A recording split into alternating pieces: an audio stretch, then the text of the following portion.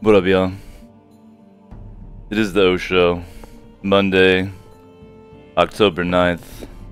Slamming it in here. I've literally been grinding it since I woke up. But, we're jumping in here to... Season 2, Episode 1. Saga of Broken Blades, Viking-themed dungeon world. I'm gonna have to make my lovely players quit hitting me with these 1 o'clock sessions on weightlifting days. Alright. I just can't get it done. But we're getting started almost here, like 2 o'clock. Shit.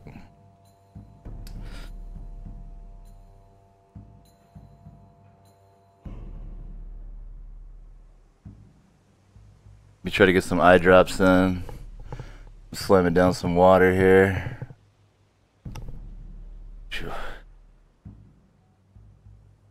Streaming during the day, it's tough for me. Might have to pull the kibosh and force these sessions to be at night. We'll see.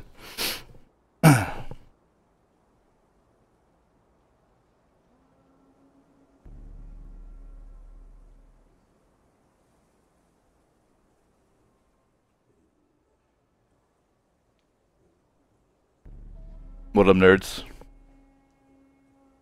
Hello. Greeting, fellow nerd. One of us lifted weights today. Think that elevates me out of the nerd status? I buffed a car. Sounds nerdy. Ugh. If you said I'm as buff as a car, then I almost got run over by a combine. What's that count for? that puts you in like squirrel status. You're getting worse. Damn. What if it was in a pink car from the 50s? Does that God. do anything? You're digging a grave here. JC wants to know if by buffing the car he gave it +5 handling. I did. We are in episode 1, season 2. Which is actually the 11th session. Which is actually the 12th session.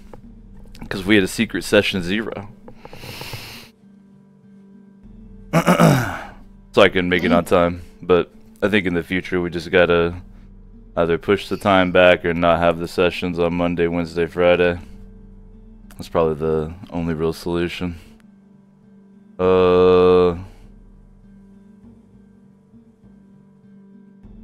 I had, I think, a question on this campaign too. What is the timekeeping? How do you mean? Like how many days are in each Like season? what is the day? Well, we're The after 60th our day of spring.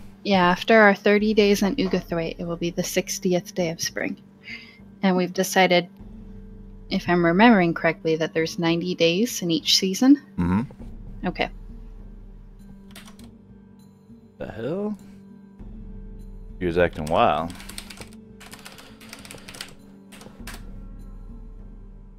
'60th.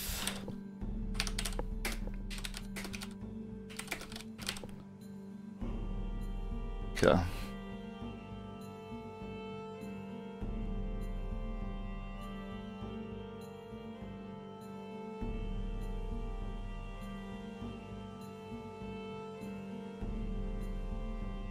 And y'all had decided to progress a month in Ugathwaite Servitude. under work release, basically, right? Yep. We're on our work release program. We're just giving back after taking so much. He sounds rehabilitated. Community service. I know, right?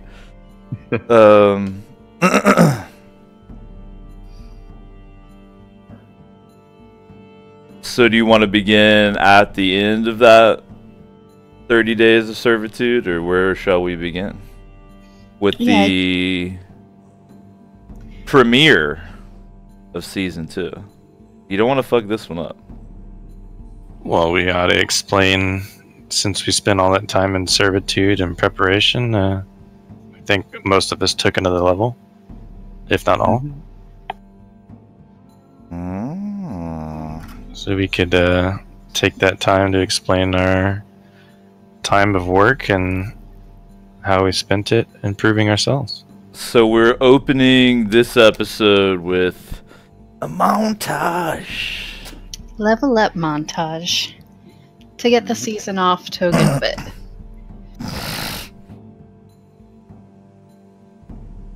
Well, tell me about it.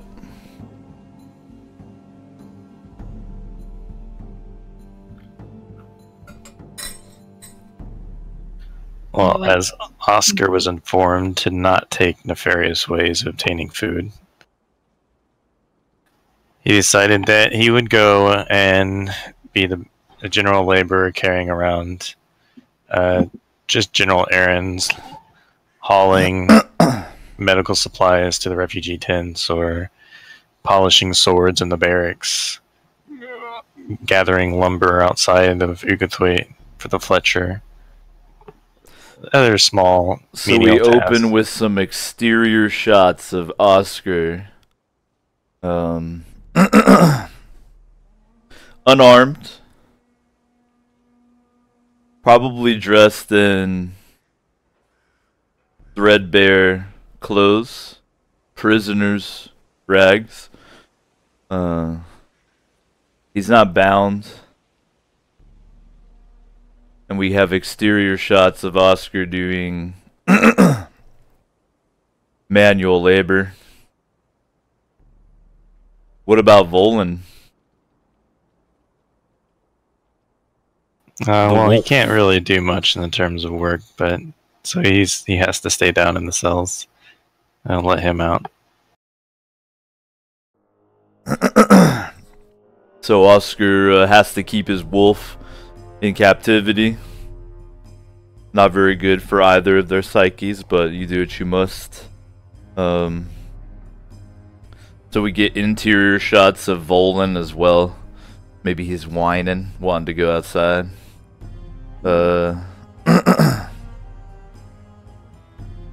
You mentioned Oscar is trying to level up during that time? Yes. So do you want to weave that into your 30-day montage? So as he's doing all of this various manual labor, he's been improving, he's lifting everything, basically. Sorry. So he does improve his overall general strength by doing plenty of squats and chopping lumber and hauling what little is around Ugathwaite back in. So he does improve his general fitness. He's getting him some gains. In that sense. And each night he kind of, as they go back into the cells, and he's been taking a lot of time reflecting over this past month of the larger events that have been going on and the things that have really kind of, perspired through the last 2 months since he decided to stroll back on over to Odstad. And he takes this each night to sit and reflect in silence, and also the droning of the zombies that are still here in Ugathwaite every night has been getting to him more and more about how these things should not be things. And he starts to, lose his mind and waver from his day-to-day. He was always a very practical and pragmatic man, but now he starts to question these things and how they could possibly be real. In one of these evenings in the cell, he's during a dream in the night, he has a vision of someone who seems familiar, but he's not spoken to, but he just sees the image of a man sitting on a throne with 2 wolves and ravens beside him. So part of Oscar's montage are scenes of either him staring concernedly at the zombies, or maybe Even him trying to sleep at night in the cell, and you can hear them moaning in the ambience. I dig that. And then the fact that the zombies exist has brought Oscar to religion, it sounds like. And he has visions in his dreams. I saw some of what y'all were talking about, but what god does... Because when you're leveling, you're deciding to take... You're multi-classing, basically? Is that what's up? Yes. So... Is that like a ranger move? Yeah, the ranger move of my multi-class is God Amidst the Wastes. Got it. So it sounds like Miller is going to pick up this ability. Let me get it where y'all can see. God Amidst the Wastes. Dedicate yourself to a deity. Name a new one or choose one that's already been established. It sounds like you're... Is this a Norse god that you're doing? Yes, Nice. Here is an image in the Discord. Nice. Posted in the... Oh yeah, I forgot the roll the 20 game. as a chat. Hell yeah. We love Discord so much, we use it for everything.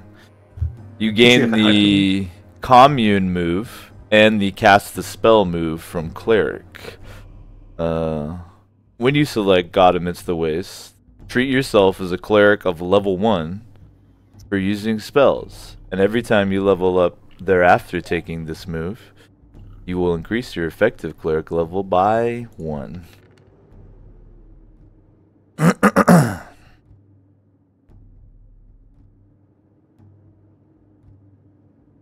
The game warned me that you might be sending me porno.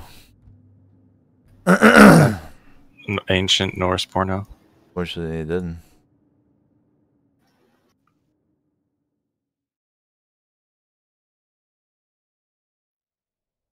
What is the name of this god? Hodir. Type it in. There's the Wikipedia page. Oh shit. Also doesn't feature porn. NSFW it sort of not features safe for porn. worship. Nice shit, JC. By the way, JC, is everything looking and sounding normal? Let me know. So Honir is a warrior god. Sometimes he's confused with Vili. He's part of the Aesir. He's an OG Aesir. He's the god of silence, spirituality, poetry, passion, battle frenzy, and sexual ecstasy. And he's a travel companion of Odin and Loki, actually. A very interesting god. I like it. He is one of the few gods to survive Ragnarok. Oh shit, that's a good one. Word up, JC. We do the tabletop shows in 1080p so that people can read the rules when I pull them up. But the sound was my main concern. Glad to hear we're balanced. So is this a god that Miller already knew about? Like, I would assume, or Miller, that Oscar already knew about? I would assume, that he at least knew, like, had a... I would assume that all of your characters have at least a working knowledge of the Pantheon. Whether or not they go deeper than that depends on their class, you know? Yeah, it wasn't someone that he immediately recognized, and since he was also not spoken to, he had to go and... Yeah, it is kind of a deeper seek the figure. knowledge. So maybe, like... Because of course there are...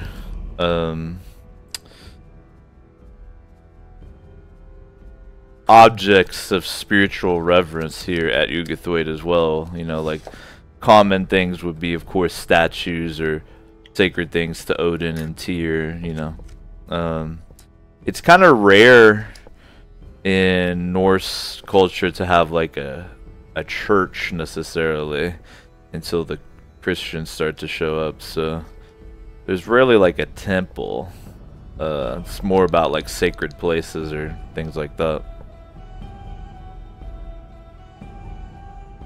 So maybe Oscar like asks somebody about who this god could be or something, or maybe even talks to Edda about it.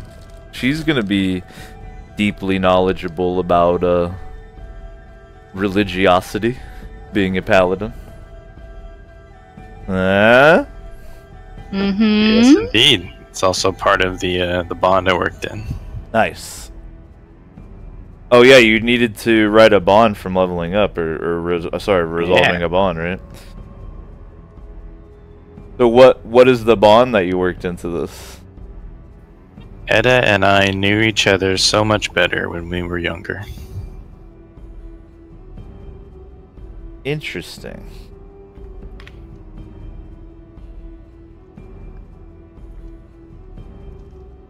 And so, kind of, you're talking to her about this as your way to start trying to resolve it, eh? Nice. What does that look like? Describe that scene to me during this montage.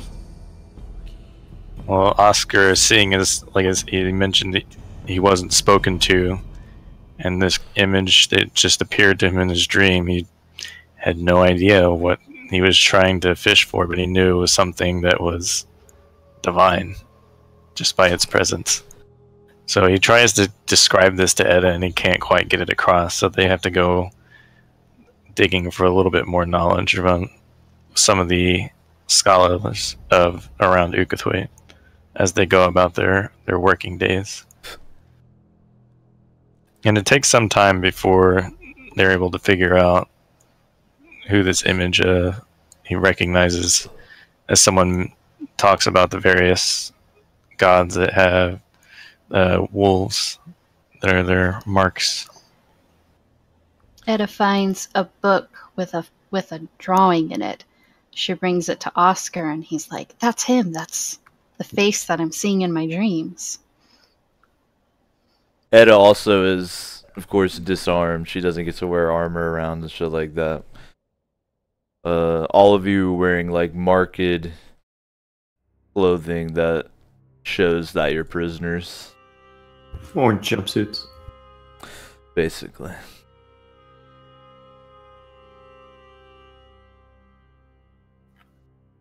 Groovy. So at the end of the 30 days, working in a level up, since there will be time to do it and you can focus on it. What level is Oscar going to be? Oscar will be level 4.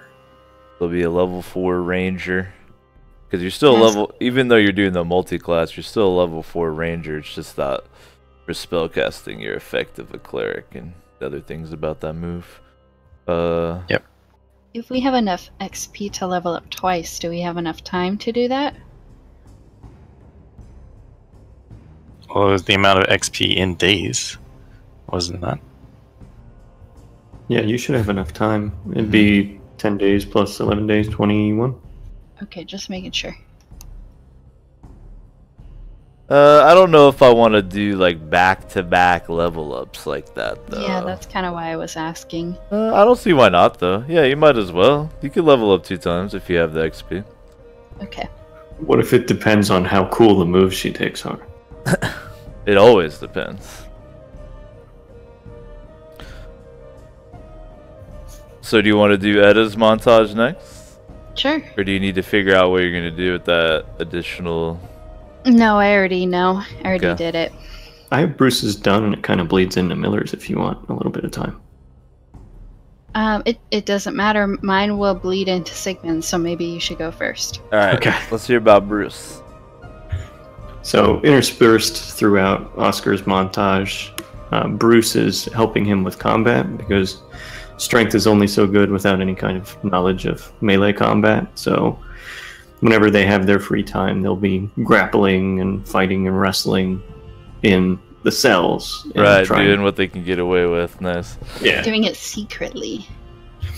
And Bruce notices that he has not necessarily a sixth sense, but he does feel a lot more in tune with the movements of combat. And as he's explaining it, this explains how he gets a little bit more intelligence, and also his new move called Evil Eye, or no, Seeing Red, I think, which is you gain +1 forward to discerning realities in combat.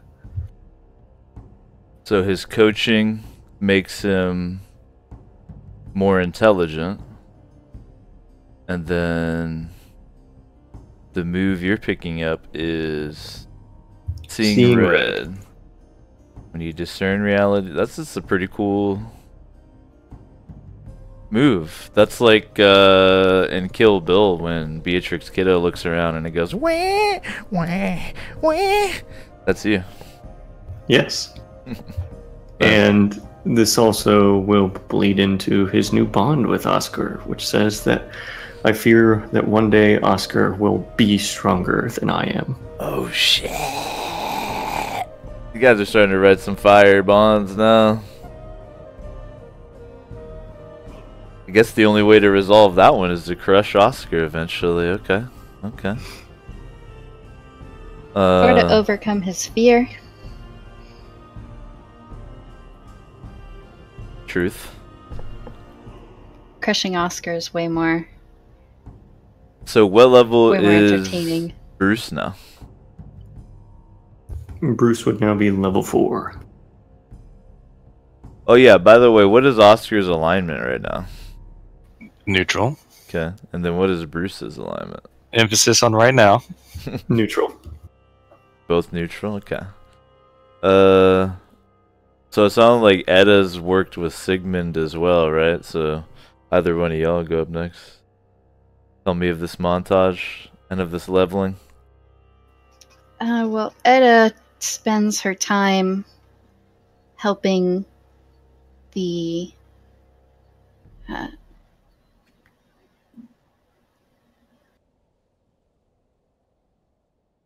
sorry, dun. my mic. Helping The goblins, the snakes. What are we helping?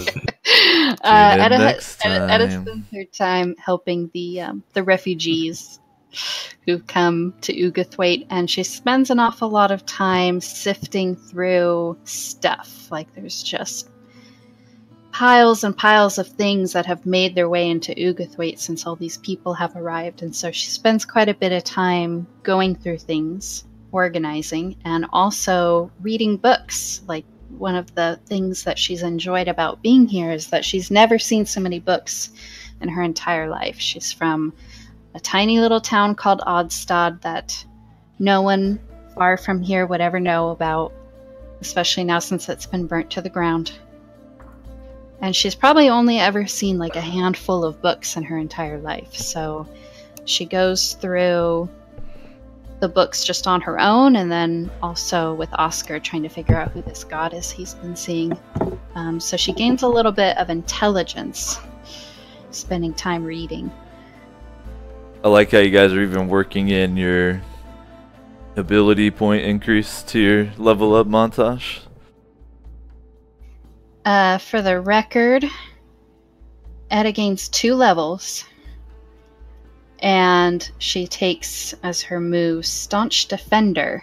When you defend, you always get a +1 hold, even when you fail. And the second move she picks is Setup Strike. When you hack and slash, you choose an ally, and their next attack against that same target does an additional 1d4 damage. Nice. So perhaps Edda, takes the liberty of also joining Oscar and Bruce's training sessions and manages to learn a few moves herself. But Or maybe you even come up with some plays, basically. Like, alright, when I do this slice across the belly and kick them back, right, that'll open them up that's here. you to do this. That's your cue. Come in with the alley-oop. The Staunch Defender is interesting because on a 6, that means I make a move. But even though I'm making a move, you still get +1 hold. So that's nice. Of note, Because my moves in as- Season 2 are going to be dirty. You're taking off the gloves now. Yeah. Because The you guys... boy, we're in the big leagues. Well, gloves are on a little bit in season 1 because, as kind of a rule, if y'all like turn to me, other than just for me to describe the scene and stuff that you're setting up, you know, like if you go into the tomb or whatever, you don't know what it is, so you gotta ask me. But other than that, if you like turn to me, like waiting for me to play the game for you, I make a move. So, or if you roll the fail, I make a move then, like normal.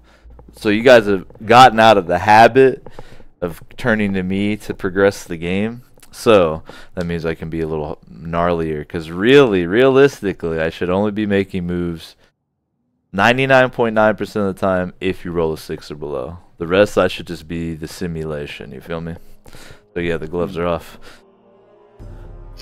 Of note, while Edda is sifting through all of the piles of things that have accumulated here in Ugathwaite, she finds this funny old lyre. And she kind of asks around. Nobody seems to own it. And what she hears from those who are permanent residents of Ugathwaite is that folks have tried to fix it. It just doesn't seem to tune. It never plays right.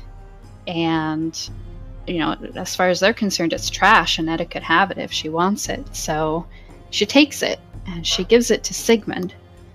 But she tells him a secret when she has an opportunity. It's just her and him in their little jail cells. She tells him that she's been reading about the gods, and she learned more about the god Kvasir, Yes. the god of diplomacy and poetry, who was told to play a lyre and was killed by, was it dwarves? It was killed. Killed by It was killed by dwarves. And, Dwarves. They made a celebratory mead out of his blood, which is a Norse thing to do. Edda. That's exactly what I was thinking. Edda tells Sigmund that she has no way of proving this, but she just has this feeling that this might be Kvasir's lyre. The stories say that after he was killed and murdered for his blood to make mead, that nobody could ever play his lyre again. It just wouldn't play for anybody but him.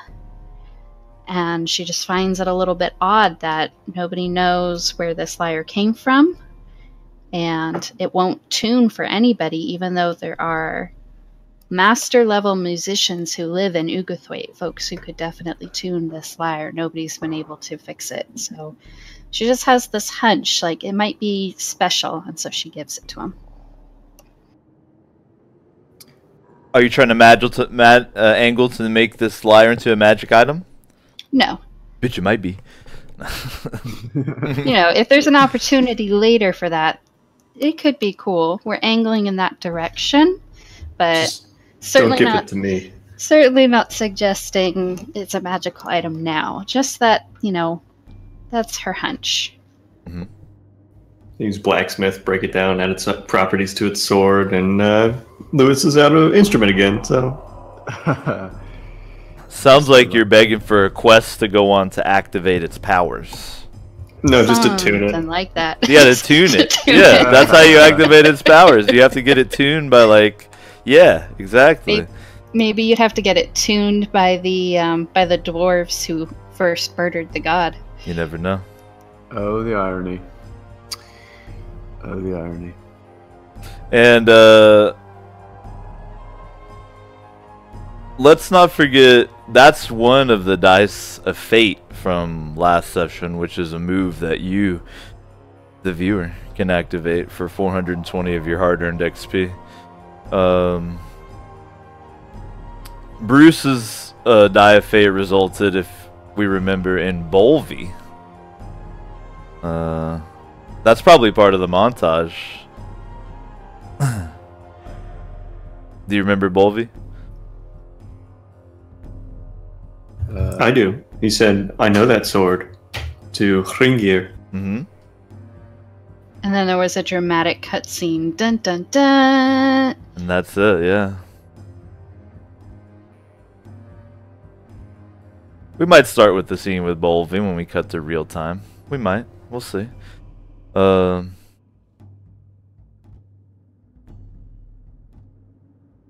what level is Etta gonna be? She'll be level 5. And then what's her alignment? Good. So we got neutral, neutral, and then good. Now Sigmund, what's going on in your world here? Other than getting a liar. Well, getting a liar is a big part of Sigmund's world. So the last thing that happened to Sigmund was that Oscar kind of imparted a bit of confidence into him, and basically said that Sigmund seems to be an asset rather than a burden. And that's kind of steels Sigmund to consider himself as a member of a party and as less of this runaway from the place that he's ended back in. So he's kind of steeled by the fact that he's come back with companions. But in addition to that general feeling of warmth and receiving a lyre, he's been working in the archives in the tower in the center of Ugathwaite.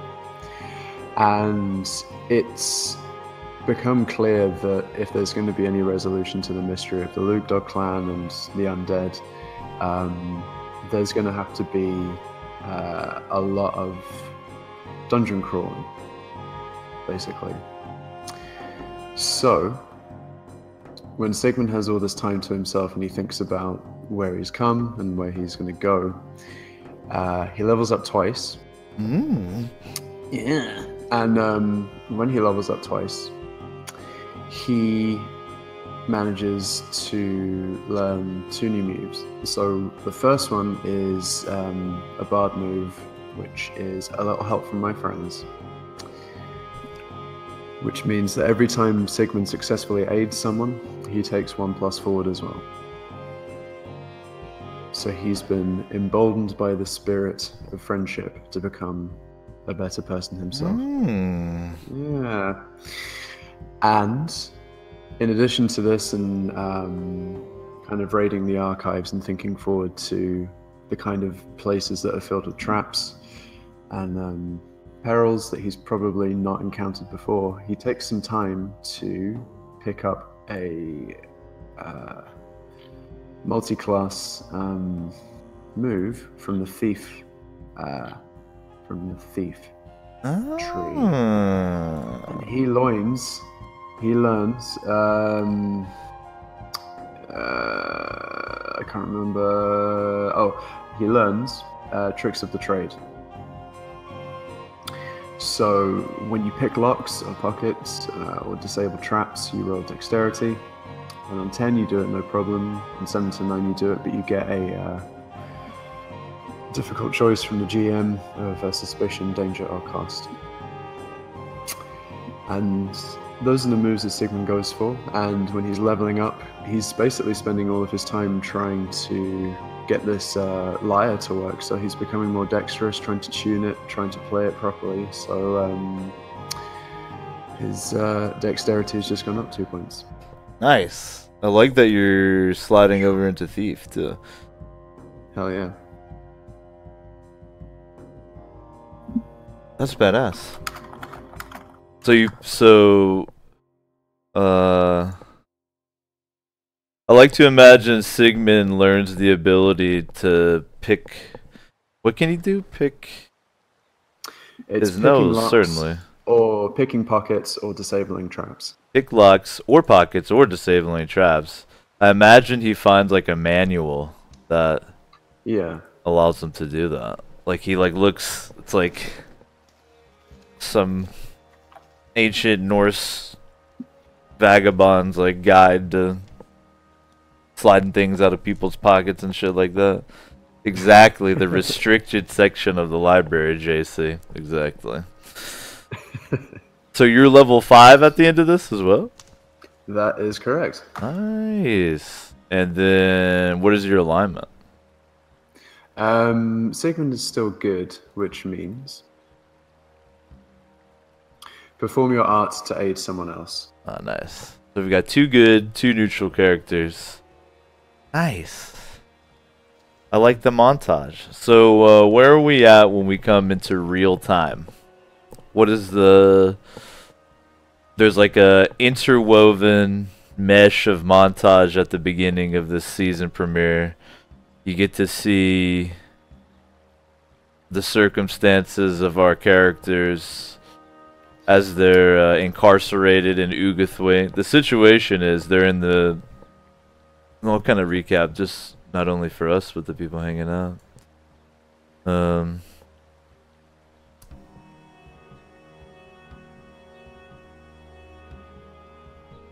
So, the first season mostly centered around Odstad, which is this village that's burning now. It's where the majority of the characters are from, save Sigmund, who's actually from Ugathwait and ran away to join the party.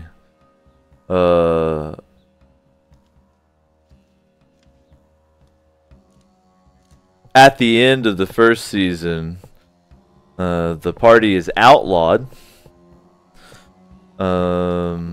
They are incarcerated at Ugathwait, which is sort of like a fortress or a keep in the center of this dark and dangerous Volker forest.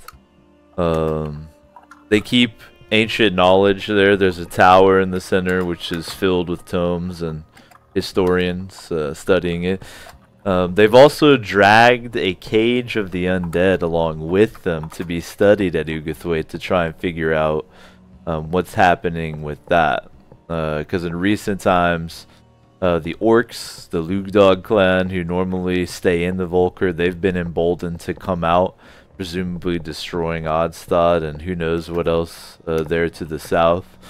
In addition, they seem to be employing some kind of strange magic or something with these zombies that they hauled in cages to unleash upon the villagers themselves, just basically leaving at the time.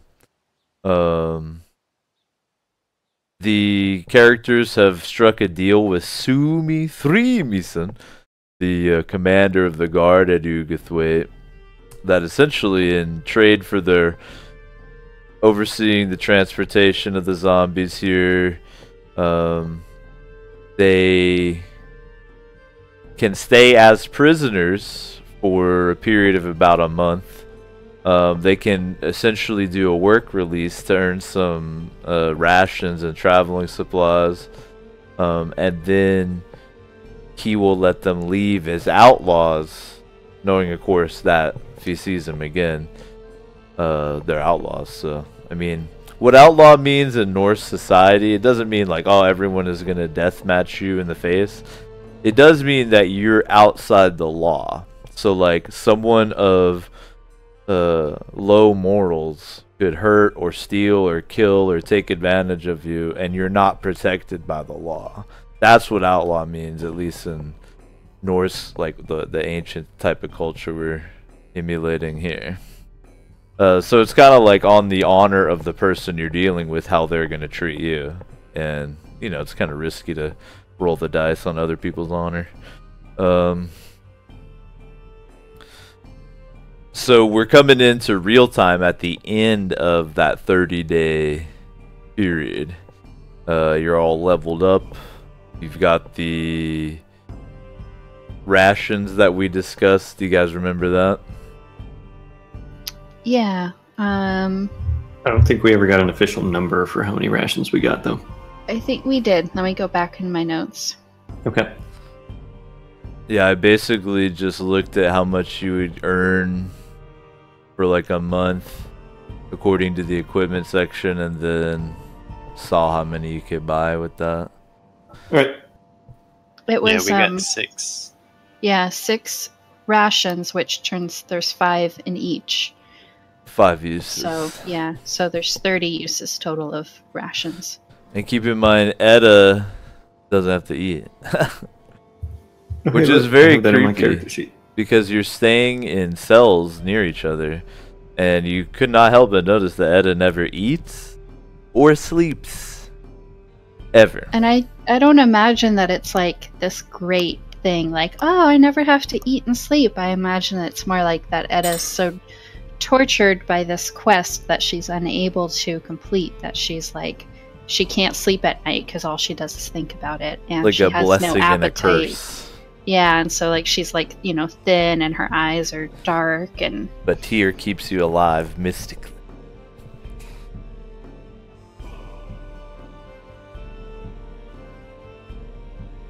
So where we at when we come into real time here? Were we opening with a scene about Bolvi? It's up to y'all. But I mean, I could squeeze him in there no matter what you really do.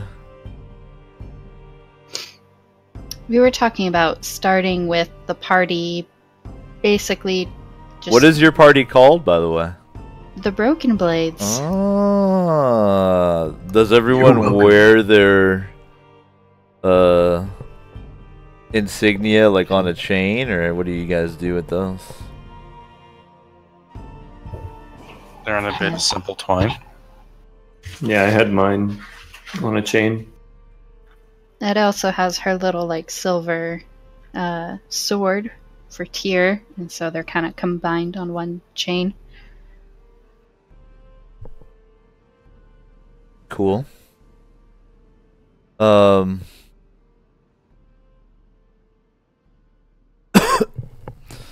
You all tell me. What is the first scene? I want some moves to start happening. I want some dice to start flying. I think that we should start in our jail cell, but we're Okay. all like it's early morning. The scene, interior, morning, the morning light streaming through.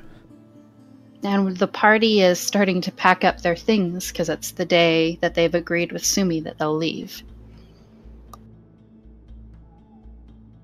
The meager belongings that you may be allowed to keep in the cells. Anything that could be dangerous, especially your weapons, your armor, etc., that's all kept elsewhere. And remember, we described the jail cells as they're all underground, and then there's like a room essentially that's above ground, and that and it has the stairs that go down to the cells. And that's where the guards are posted in there. So the scene is all the party members. What are y'all doing? We're fighting. You're fighting? Yeah, You're arguing? we're Where we arguing, go. verbally arguing. You're bickering? Indeed. Well, I feel that while we have nothing aside from the clothes and the food on our backs, that we needed to amass some basic weaponry and some wealth. We'll get our weaponry back whenever we leave. They're not holding on to it until we're not exiled. We will have our weapons back, so I feel like we need to go gather more power before we can deal with this threat of the orcs. There's nothing for me in this place you guys want to take me to. There's no. What place is that? Gusabi's tomb. They want to go to Gusabi's tomb, and Etta doesn't want to go. There's nothing for me there. I have my sword, I have Tyr's blessing, I have a clear goal, and going to Gusabi's tomb does nothing to further that. You only have that sword because of me. Gold furthers everything. And riches. Tyr wait. doesn't care how much gold we have. He cares that the threat looming in this forest is ended. If you aren't prepared to fight this threat, we need, who knows how long we'll be gone. And we each only have so many rations. We could always use some companionship, and we can get Sigmund some music lessons. Plus, there's an underworld to this land that we're living in, and we haven't even ventured into the first layer of hell that we're sat on top. So it makes sense to cut our teeth in Gusavi's tomb. Yeah, sounds like fun to me. The thing that we take from there is experience before we take our greater mission. I'm not convinced. I can gain experience just as well in the Volcar Forest fighting orcs. Well, You can go ahead. go ahead, Bruce. Go ahead. Go. This is a polite ass argument. Oh well, Bruce and I aren't arguing. Let We me call lay. this a Canadian standoff. Let me lay out a couple facts in your characters' minds. You're outlaws in these lands. Just reminders. Gusabi's tomb. Do we even remember the origins? This is going way back to like maybe episode 2 or 3. Canadian standoff is pretty good, Zan. If we had a quote master, that would go in the quotes. Well, I'll refresh your memory. So, Gusabi's tomb is a legend that Bruce's mother told him back in Odstad. About, for the characters, it would have been over 2 weeks ago, I would say. And it was legend that Gusabi was the name of a giant. Because remember, Bruce is supposedly descended from the giants. And Bruce is continually interested in finding out more about his ancestors and going down that path. And Gusabi was one such of the giants who used to rule these lands. So that's what Gusabi was all about.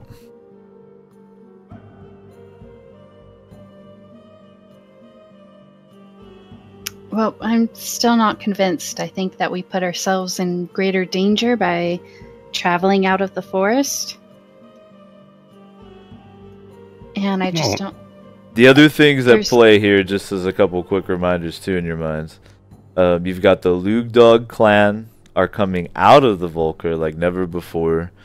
You've learned now from linking up with Sumi Thrimisan and the Ugathway Guard that Odstad is not the only village in the lands of the king to be affected in such a way. And like we've talked about, there are refugees from other places here. I even boosted the population level of Ugathwaite in the steadings as a result of that. The orcs are employing some sort of necromancy, which has never been seen before.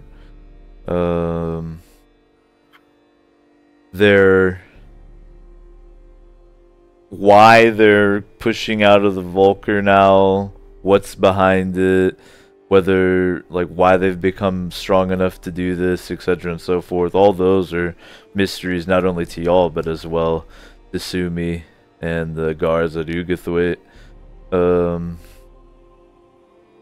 So that's kind of the status of the lands of the king, and then your characters are, of course, outlaws in those lands as well. So you're kind of torn between, like, your outlaw for a year and a day. Do you guys remember what day that happened? I have it in my notes. Hold on. Because it'll be a year and a day from whatever that day was. I think I have it too if you don't. It was when Sumi arrived in Odstad. Yeah, So that would be day. It was the 20th day of spring. Right, so it'll be So the the 21st day next Of spring, next spring. is when your characters are no longer outlaws in these lands. And then again, like, that's super contingent on how fast word spreads and yada yada. So, you know, just reminding you, like, immersion things to keep in mind when you're considering what your characters do. Just stuff that's easy to forget. But I think that's everything. I think that's the whole picture in the whole Well, picture that would be for your character's mind. For clarity for my party members, Bean wants to go to Gusabi's tomb, but there's no way that Edo would want to go, so you're gonna have to convince her.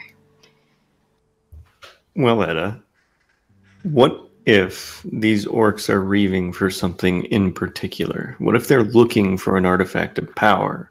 What if that artifact of power is found in Gusabi's tomb? We don't know what they're looking for or why they're leaving the Volker forest, and we need all the power we can get to push back against them and be able to find the truth of their clan. I'm Look at it. slightly swayed by this, but she has a clear goal to achieve, so... I think if I have to speak frankly with you, I was about to be like, bards have a move that works on other players. I even messaged him in Discord. to remind me how to play the game. Hey man, that's what being a party's all about. Cool. Yeah, I'm gonna pull it up for the class here too.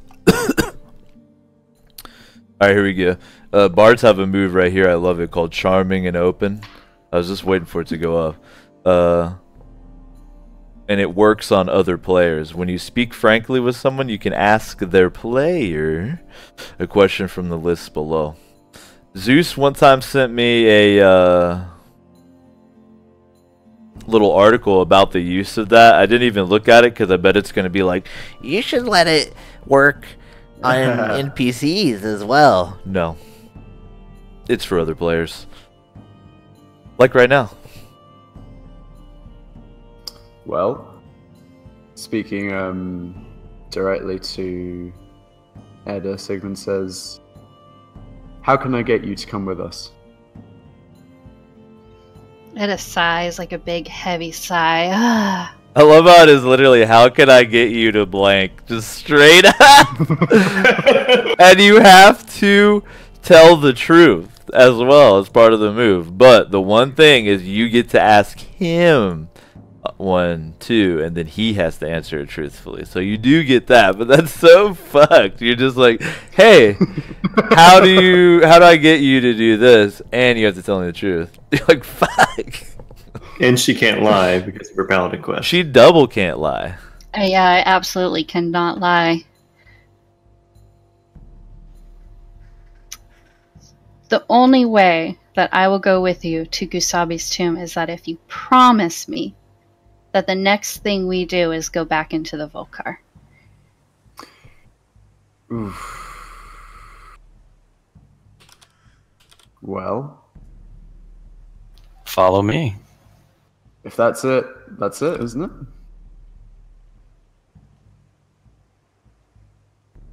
We can't go to Gusabi's tomb without Edda. And I feel we're going to end up in the Volcar forest fairly soon anyway, so seems like a safe promise. Do you all promise me? Of course, Edda. I've got you through thick and thin before. Swear it on your gods. Whom do you serve? Oh. Which is my question from Charming and Open.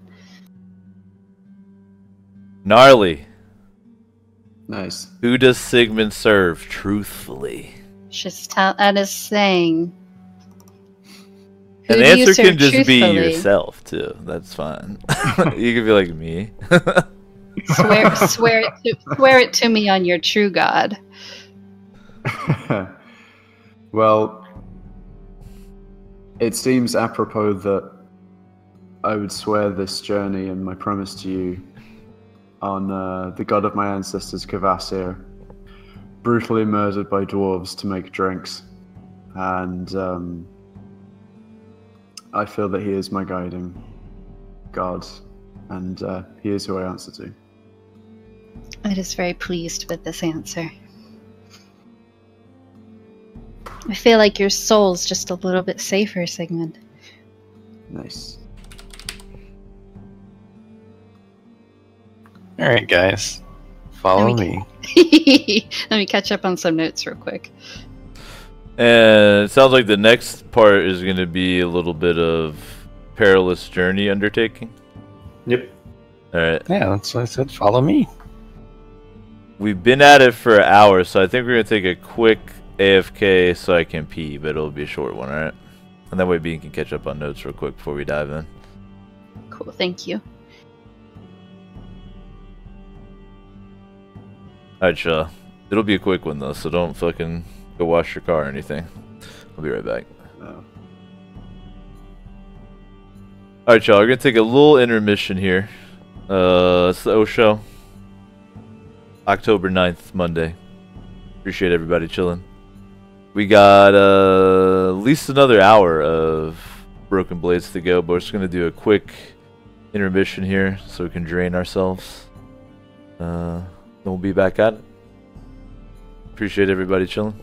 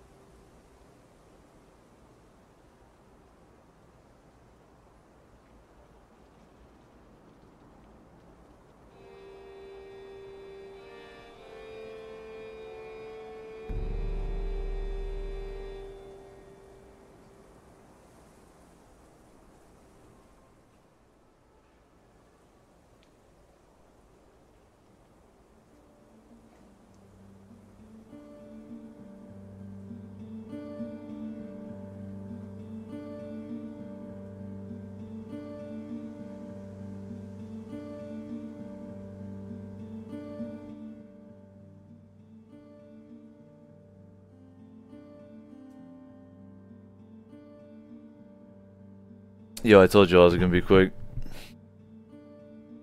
Zan, thanks for resubscribing, bud. I was peeing while you did. Did it pop up? Did it work right? Appreciate that, brother.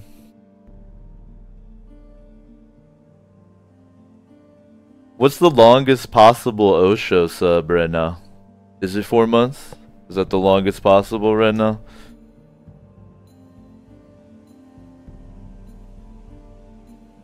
Has anybody got a lengthier one? Who's longer than 4 months? 4 month dick, maximum size? Alright. Keep that in mind. You've got the longest dick possible on the Infinite Couch. Well done.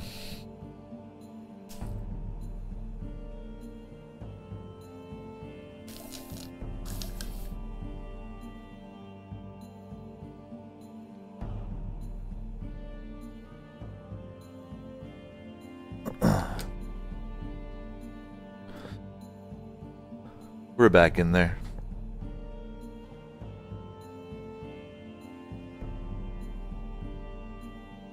Zan, you were, by the way, completely everything on the support right here.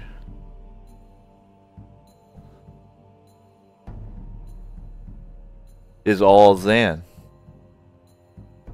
It's all Zan right now, y'all.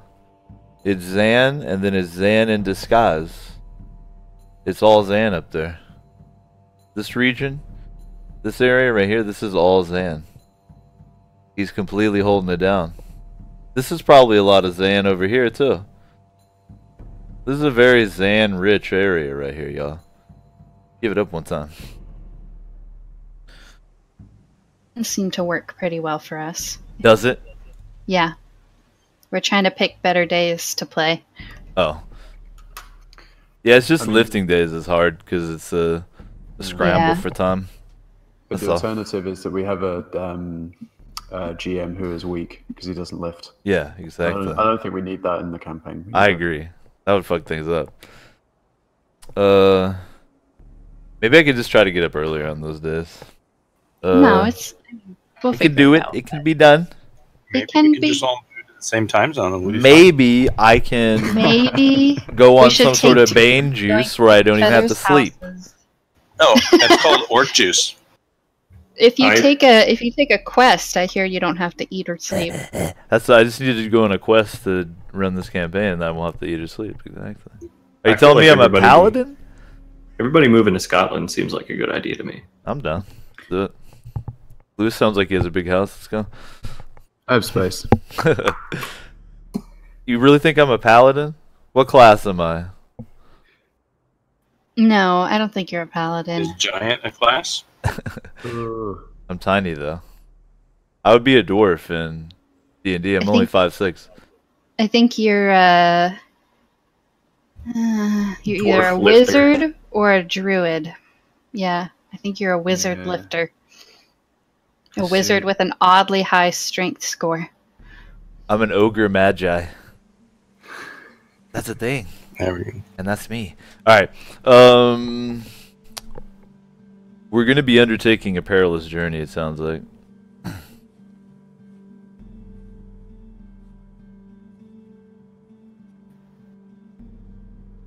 I'm going to pull up the rules, but first I want to get into our imagination here. What day is it? It's the 60th day of spring. Morning. 60th day of spring.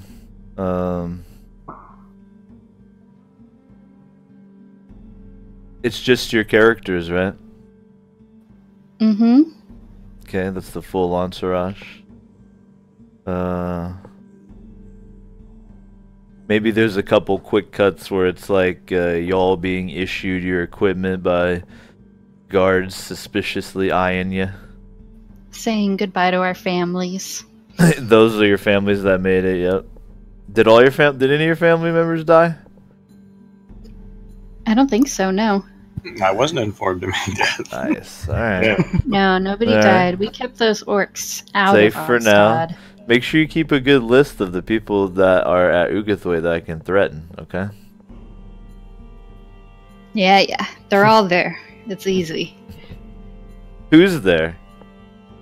All of our families. Well, what family Knock. members are there waving or saying their goodbyes to their outlawed children? Could I have some names, please? Oh gosh, what are my sister's names? It's not in the description of your character. I don't give a fuck about Terrible this daughter. family. No, I wrote it. I wrote it down in a physical notebook She's somewhere. single-minded on her quest for tears. She doesn't even know her mom's name. I remember you got Bercy, right? Oh, Bercy's easy. That's my dad. My mom is Hilda. And I have 3 sisters, Daga, Sigra, and Svalda. There you go. And you're the oldest, right? Yes. All right. So there, see, just saying their names, you can see them already. Meekly saying goodbye. Bercy, conflicted. His daughter, once a judge, she took a chance. Now she's an outlaw. Do you hide the blade that you had reforged that he broke because you think it's cursed? No. You just have it. You're like, fuck you. No, but I tell my dad that it being reforged, it's not the cursed blade it once was, and it's been forged with He definitely shakes his head on blessings. No. Redcon. Edda says, "This is my curse to carry." That's probably better, yeah. that one. Boom. I like It has that. nothing to do with the sword. What about the other characters here, Bruce, Oscar, Sigmund. What is your morning goodbye at Ugathwaite like as you step out into outlawhood? As it as always seems to be the case, Freaky and Saga, with Oscar always being outside of town, never around. They're too ashamed to say goodbye to their outlaw son, so it is only Baldry, Oscar's older brother, that is there to see him off. As it is, it's just he and Volan going to be basically heading out. That's his true family.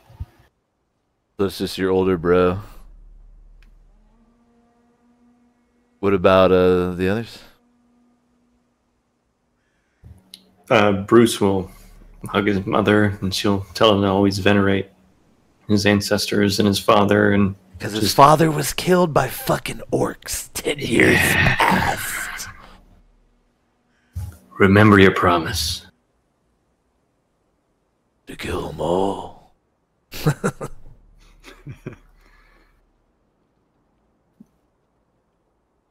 Is Grim there? Grim is working in his. I was his gonna say, I tower. bet he's just fucking working, isn't he? Yep. Always reading the book, that guy. So Sigmund's like, this Sigmund- figures. yeah. But he knows. He knows that he's going to bring something back from Gusabi's tomb, and that's going to make Grim fall out of his chair or his stool. Slide off his stool. A new book. Hell. Yeah. A new book. Just what you know he wanted. I got you a book for the 60th day of autumn.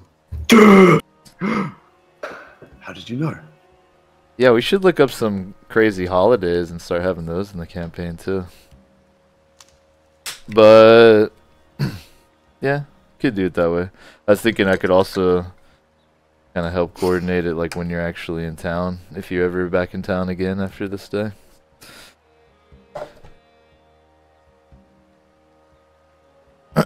So we will be undertaking a perilous journey to Gusabi's tomb, right? Mm-hmm. And I think this guy was to scale, and so that's going to It be just about 6, we'll call it 6 rations away, basically. Let's talk about these undertake a perilous journey moves rules a little bit. So you're traveling through hostile territory. Nice. Coming in with the bribe. Appreciate Wink. that, Zeus. Yeah, we'll keep Bruce alive there for 1 more month. There we go. If you subscribe to the channel, your character has an insurance policy. Perfect. That Plot doesn't work, immunity. Labyrinth Lord. Appreciate that, Zeus. Choose 1 member of the party to act as a trailblazer, 1 to scout, and 1 to be quartermaster. Everyone rolls wisdom, and then we got different results. And of course, if you roll poorly, I get to make as hard as a move as I'd like to. So don't worry, I'll make it like in conjunction with what failed. Like you quartermaster wrong, and I'm like, what you thought were rations were orcs, balled up real tight. No, I'm not gonna do that. Strange, orcs taste like bread. They're delicious. You feel me. So the question is, who's trailblazing, who's scouting, and who's quartermastering? Well, by the virtue of follow me, Oscar will take on the role of scout,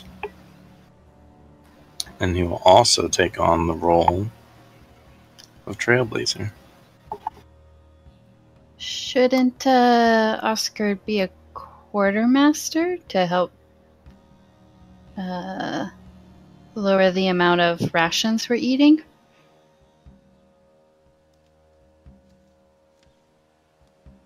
Well, only 3 of us are eating rations.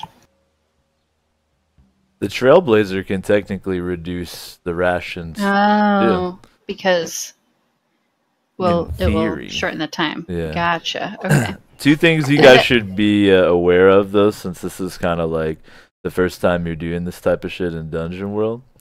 One is you just make one roll for the whole trip. Another is, because like in the old school, you know, we roll like every day. Another thing is you have to be traveling through hostile territory to be using these rules, and you have to know where you're going. You can go out and just wander the map if you want to in this game. The way it works is, like, if you're traveling through territory that's not perilous, you basically just use up rations as you camp, and then I tell you what you find as you travel around. So keep in mind, that's actually something you can do in old school that you can do in this game too. You can just like wander around. You don't want to do it in old school, but in this game you might want to. And the other thing is, a ration is about the amount of supplies used up in a day, but more rations can be used up if it's slow going, like you're going through snow or something, or you know, other things like that. Basically things that can like maybe I throw some refugees at you and you're having to feed them or shit like that. There's other things that can make more rations get used up other than just distance. Does that make sense? Hopefully it Yes. does. All right. Double King Quartermaster. So the let's just go down the order it has here. We'll do Quartermaster first. I think putting Miller at Quartermaster and Trailblazer would be the best bet to reduce the number of rations for everybody. Well, for I don't want to get Sigmund, ambushed. So the party is bickering on their way out of Ugathway. I like it. Well, what's Look, I'm a ranger. What's Oscar's side and what's Bruce's side? Yeah, hash it out. Alright, This is the conversation you're having as you leave. I am one with the forest. I'm the ranger. This is my home territory. Scouting is like second nature to me. and we can deal with any threat that comes to us. I am not concerned about having to deal with any sort of enemies or anything hostile out here. I'm more concerned with the ability to get back to the Volker Forest after we've explored Gusavi's tomb. We're no good to anybody if we're dead. We worked so hard for an entire month to gather our rations. We have more than enough to make it there and back. You could This is also the guy who can't always eat. use I'm not even moves gonna eat any. to Doesn't look very appetizing. you can use moves to create places too. Just reminding you that is an option. Many of the places you see on the map were created via moves.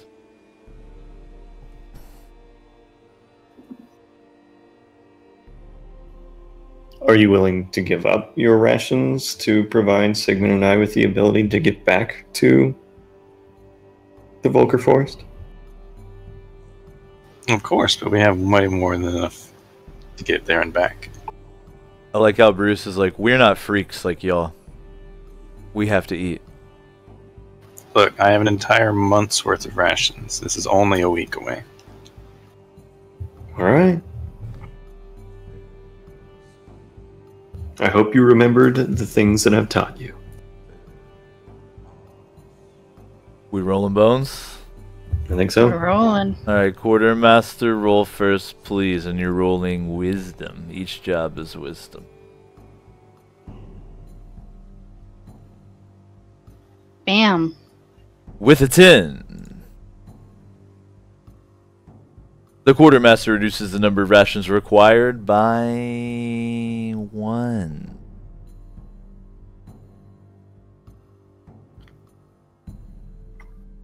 Now, ordinarily, how that would work is each person is carrying their own rations. So she would reduce the amount each, like, does that make sense to you guys? So, like, each person would say, I need to mark off 6 rations, right? Which is, since they're 5 uses, right? one of them Yes. entirely, and then the first use of the next. Each person would be like, this is what I'm individually doing. And I actually recommend you do it individually in this game. Whereas in our Labyrinth Lord campaign, it's much better to have one person kind of in charge of the bulk, and each person has their individual inventory. In this game, like, you want to just only do individual inventory, so you should divvy up the rations. So you said that was 5 uses? So instead of 6, it'll be 5 uses, because she rolled well on Quartermaster. Exactly. So real quick, we gained 6 rations for a total of 30 uses. Mm-hmm. Um, And so the trip... I think that Etta won't take any because she's disgusted by food. So each of the rest of the party would have 2. 2 rations? Mm-hmm, for a total of 10 total meals. Right, each ration has 5 uses. Oh, right. Okay. So, due to your Quartermaster roll, the trip there, you just have to mark off one of those full rations because it'll be 5 uses. And it does have one really old ration that she never ate from the beginning of the game. That's still fine. It's a sacred ration. Or one use of a ration is really what it is. So it's just like you almost eaten up loaf Yeah, of like trail. It's the end of the yeah, old ass loaf. It's like the half-eaten loaf of bread that's just been chilling in her bag. She can't throw it out because it's too wasteful, but she can't eat it either. All right, let's blaze a trail. I rolled a 10. Where is it? In my move. His half-elven nature makes it so any job he takes is a 10+. So you 10 plus these 2 moves. All right. Yeah. So it'll reduce it by 1 ration. So that means everyone actually has a use left. And then the scout will spot any trouble quick enough to let you get the drop on it.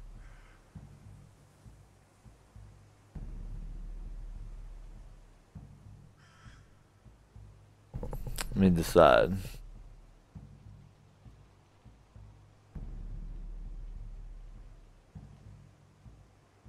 Do I want there to be trouble?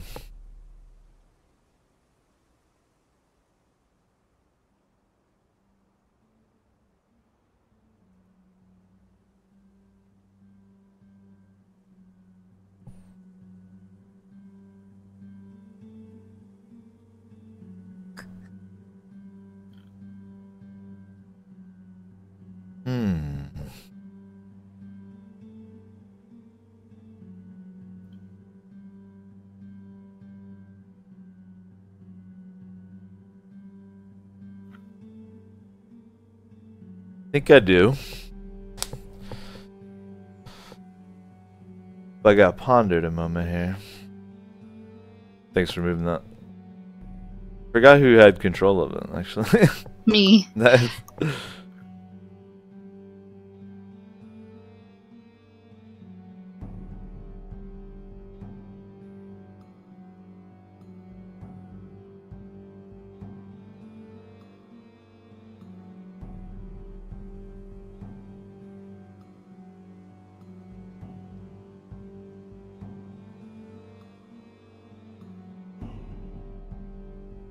I'm pondering here.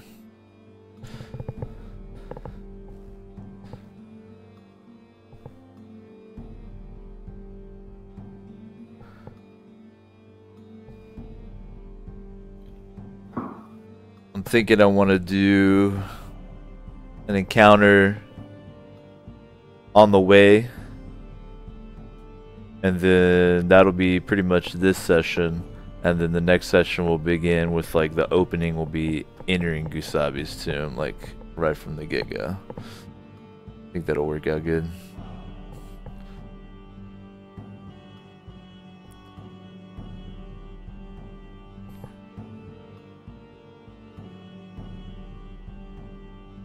Ah, okay. I've got it. So we're gonna have an encounter on the way. You are gonna get the drop on it though. Feel me? Let me draw her here.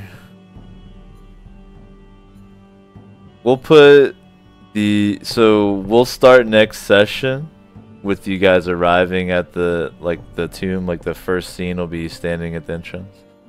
But we're gonna wrap this session up with the encounter on the way. I'm gonna mark where it was on the way, but I'll leave your marker where it's at. Make sense? Oh, I do have a quick retro question. During our month at Ugatway, we had time to rest and heal there, yes? Yeah, everyone should be at full, I would assume. Okay. You should have enough time to heal to full, right? Oh yeah, because every night that you rest, you heal half of your total HP. So in 30 days, we definitely would heal all the way up. Got it.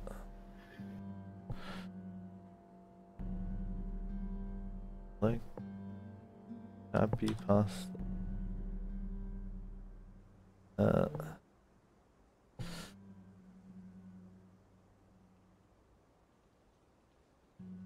Port 2 had more than one post?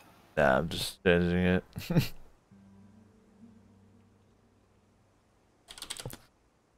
He's a businessman. He runs a franchise. It's actually like McDonald's. Well, we'll actually start next session with you guys at the tomb, so you can just put your marker there. We're just gonna play out this encounter for a little bit of spicy action. So let me move to the parchment.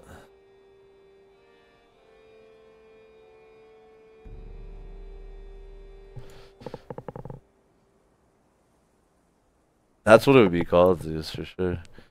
You guys can go ahead and put some letters out here and shit as your characters. I'm gonna do some of my orc tier drawings real quick. Kind of imagining the scene in my mind a little bit. Are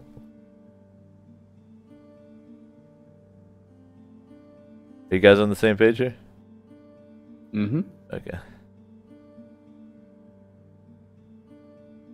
So you're gonna want to have your characters like probably on the edge of the parchment somewhere, since you rolled to be able to get the drop on any trouble.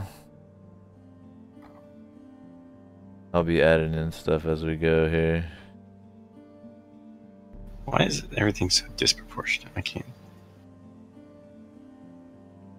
Oh, how the fonts have to be massive and shit? Yeah, it's gonna... Yeah, and then I start typing and it's like minuscule. Common roll 20 complaint.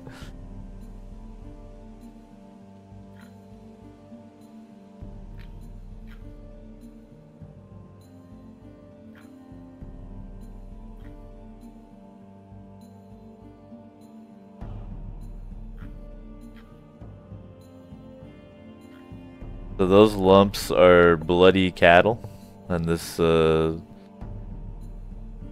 bigger thing is the wagon they're attached to.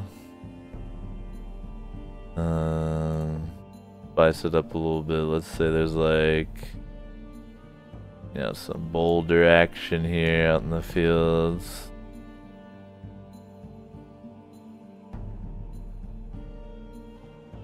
Let's even say that there was like a shallow kind of ravine Pile of gold type thing. Huge pile of gold.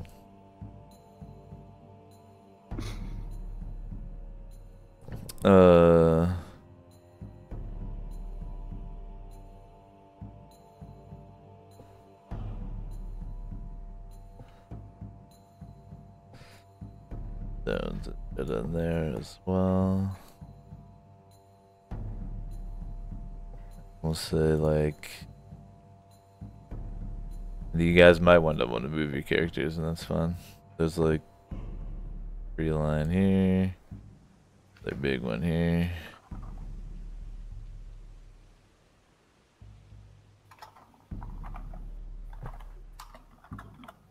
So there's some small individual trees around here.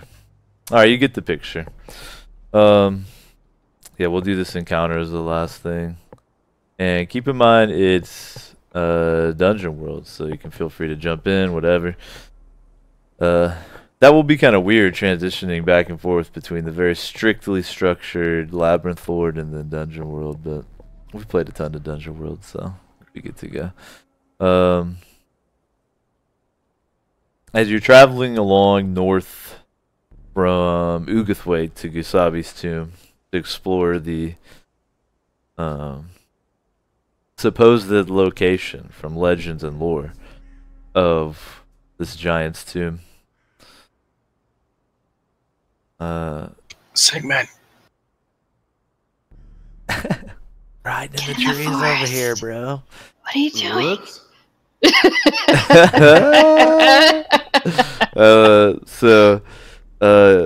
You're traveling along, and Oscar, who is scouting,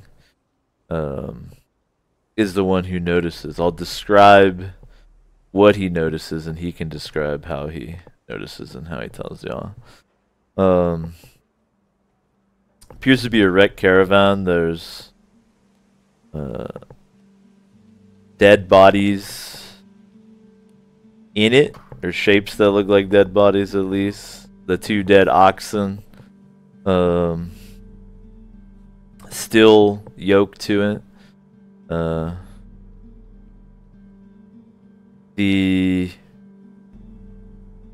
cloth covering, the canvas covering of the wagon itself is kind of ripped and flapping in the breeze. What time of day is it? You said this was on the way to Gusabi's tomb? It's Yeah. like 6 days. Let's just say it's late afternoon. Okay. Mm. So it's so is it like bright out, or is the sun setting? It's still bright, but it's starting to set. Okay.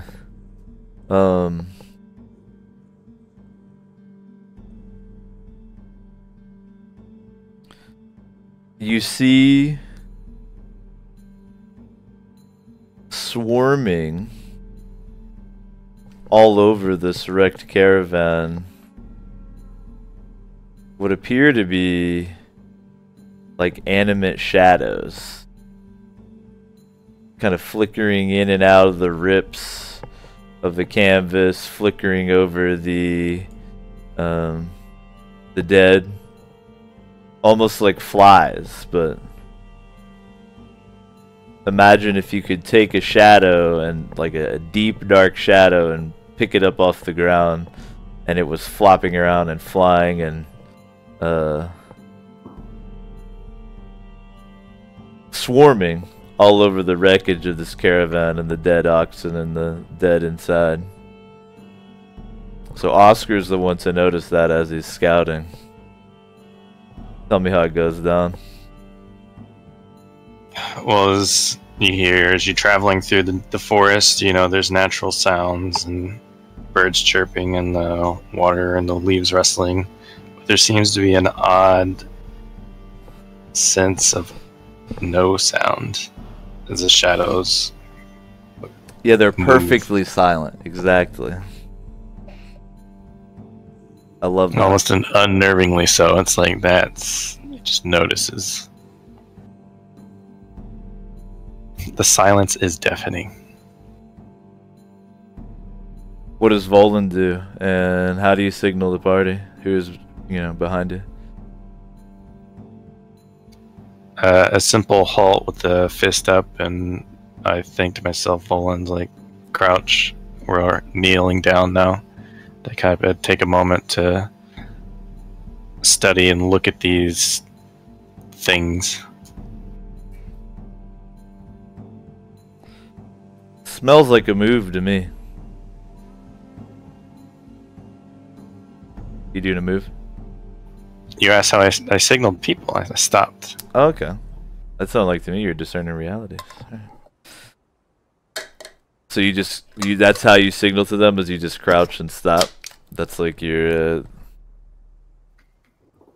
I guess they would know that. And Volan and I do it in unison, which does not happen often. And since it's late afternoon, the sun's starting to go down. It's even spookier because there's shadows, even though it's bright out.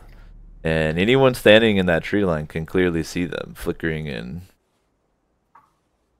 flitting over the wreckage.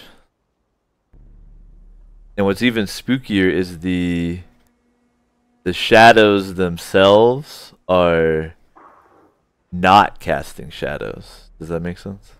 Mm-hmm. They are shadows. It is going to take a moment to study them. Observe their habits and watch the way they're interacting with this caravan.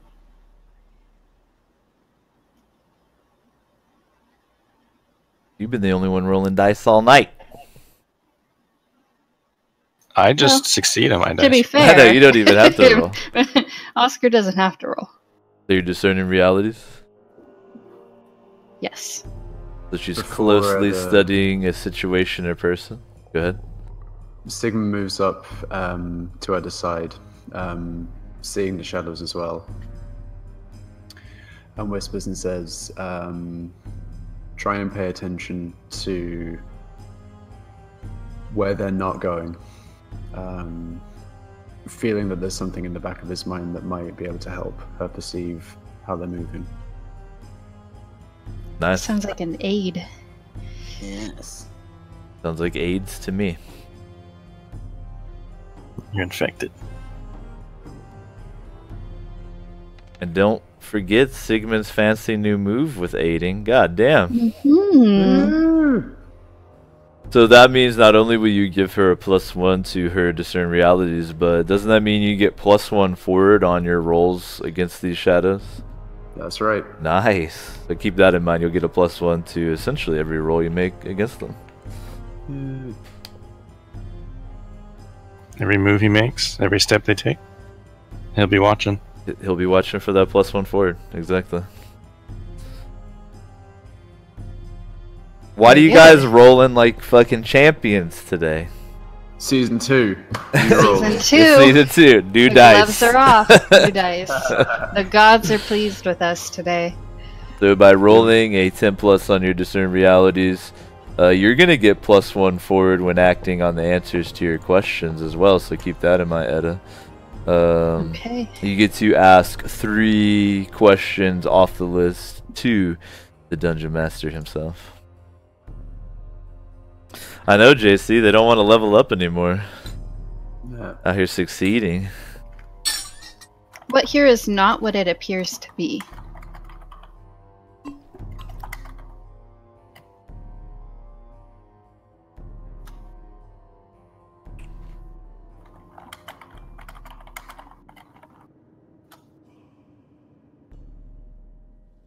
Did you hear me? Yeah, I'm just pondering. Okay, sorry. No, I'm just making sure because my mic.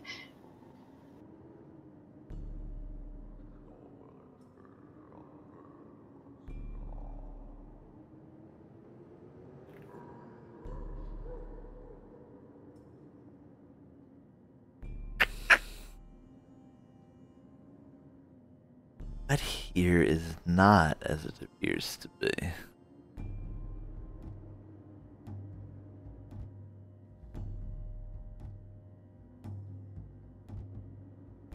Edda suspects that these were no simple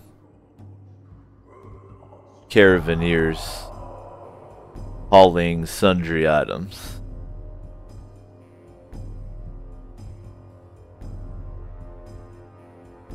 What makes her suspect that?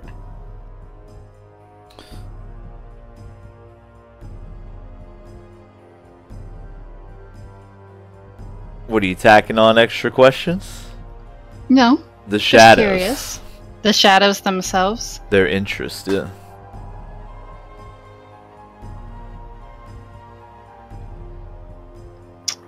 What? I was going to ask what happened here recently, but then I think, well, I think we have an idea of what happened here recently. How about what is about to happen?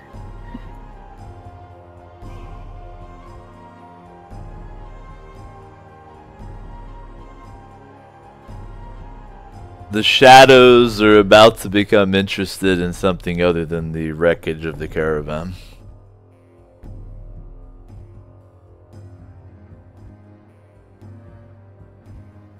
And what here is useful or valuable to me? You suspect there might be something of value one way or the other in the wreckage of the caravan itself. You suspect because there's shadows covering it, that no one else would have been brave enough to try to paw through the remains yet. And one last thing. Etta takes a moment to say a little prayer to Tyr to connect with him. And then she wonders the question, what here is evil? Which is her human move.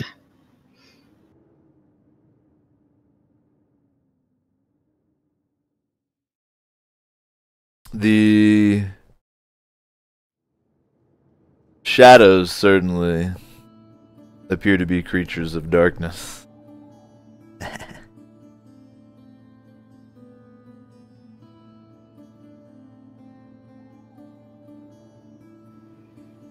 Etta tells her party members, I don't think that was such an innocent caravan. Maybe those shadows came from within it, and when it fell over on those rocks, they broke free. Sigmund, do you know anything about what these creatures might be?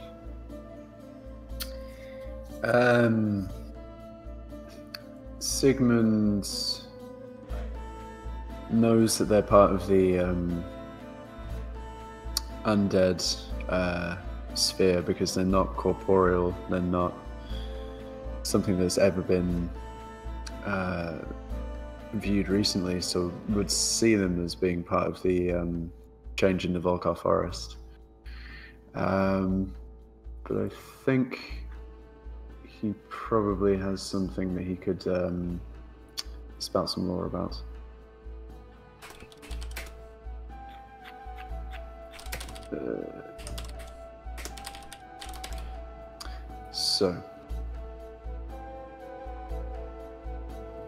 Spout lore is based on intelligence. It represents Sigmund consulting his accumulated knowledge about something. And don't forget you get the +1 forward as well. Oh, I didn't. So let's do the boners. Ooh. Yes. Leveling up. So I get to make a move because he rolled a 6. Let me decide what I want that move to be. Even more specters show up.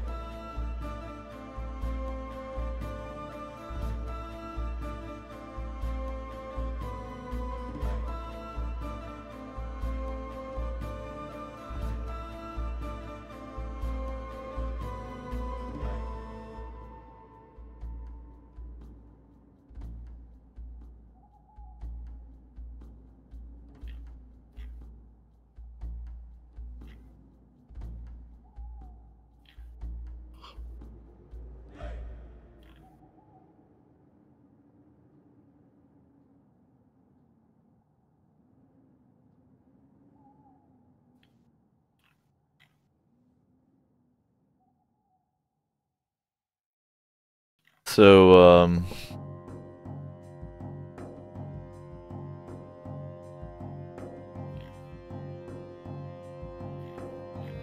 don't forget to mark that XP segment as well. Mm-hmm. Sigmund begins to spout off what would potentially have been some incorrect nonsense from one of the books, forced to study in his youth. And by doing so, he draws the attention of 7 of the individual shadows, which peel off silently and begin floating, kind of like a paper bag getting, or a plastic bag getting pushed by the wind, toward you. What do y'all do?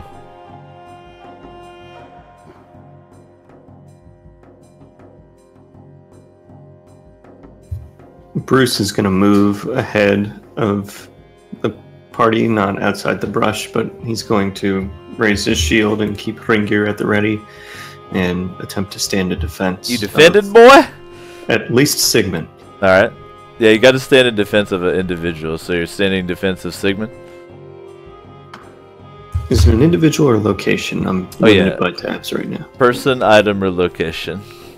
So I would think maybe the location we're standing on, the little outcropping. No. I would have to be like a defensible thing. So like, if you were like up on that rock or something like that, that would be one thing, but they can kind of come at you from any angle right now. Okay. Above, below, underneath, through. So we're gonna have chain defense. Nice. So what are you standing in defense of, Bruce? Sigmund. Okay.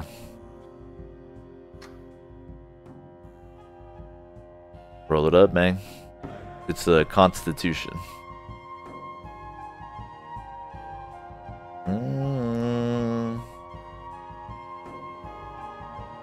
So with that, you only get 1 hold. And you can use hold to... You can spin hold 1 for 1 to do one of those 4 options. But you have 1 hold. It sounded like Edda was going to step up as well. Mm-hmm. As Edda starts to make a move over, Oscar says, make sure to kneel so I can shoot over you. Is that an aid? Or just a direction? It can be an aid. I was angling for an aid. Roll it up. Alright, roll it then. Aid is plus bond.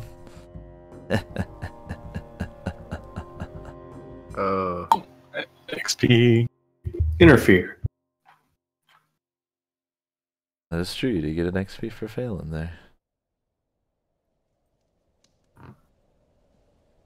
Ooh, this is gonna get you in the feeling place. So Volan is at Oscar's side as always. Oscar turns his head to issue the directive to Edda, and all he hears is the yelp of Volan. The shadows, of course, completely silent as they use that one moment he looks away to dart in and smother, pressing Volan completely to the ground. You can't see him at all anymore. He's completely encompassed by animate shadows.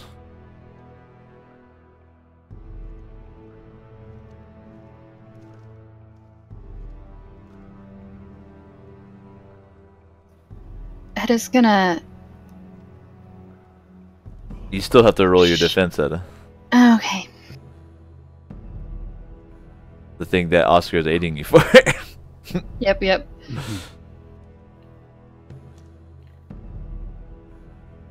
Oh. But I still do get +1 in my defense because of my sweet new paladin move. You get what? I still get +1 hold because of my Yeah, you get 1 my hold. new paladin move. Right. Mm-hmm. Even though you failed. Edda looks over to Oscar to answer whatever he's about to say.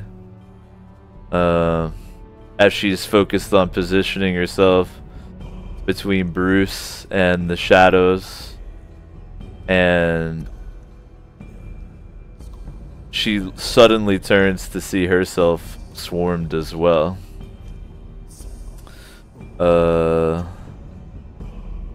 Roll for me.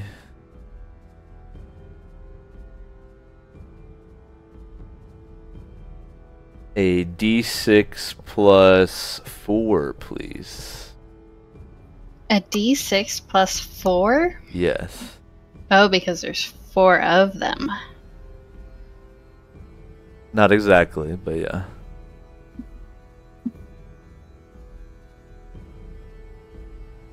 And 6. you will take that much damage. Your armor does protect you. Okay.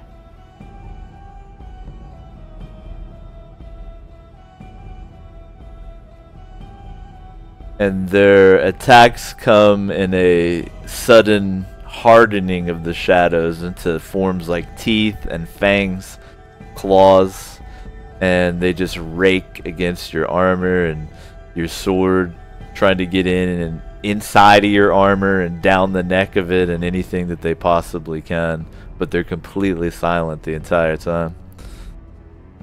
The only sounds are your exertion. She's screaming. She loves to scream. She does. She's like squash. She's like, ah! Ah!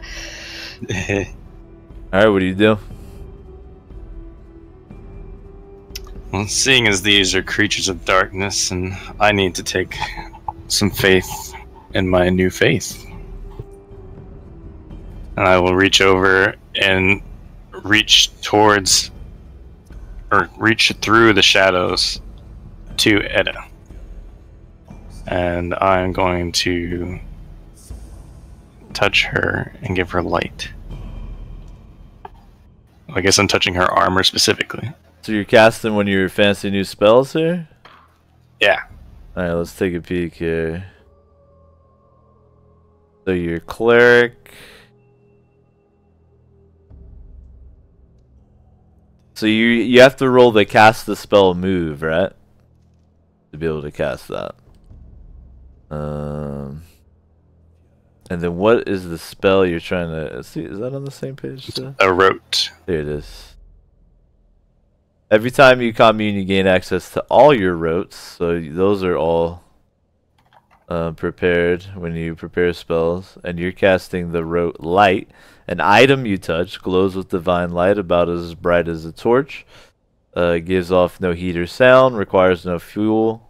You have complete control of the color. And it lasts as long as you're in the presence.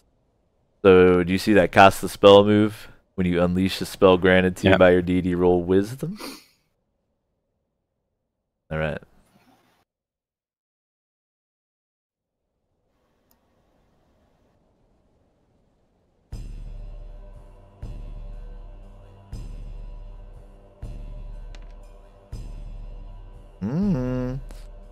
So, with a 7 to 9 on that, you are able to successfully cast your spell, but you have to pick one of those drawbacks there.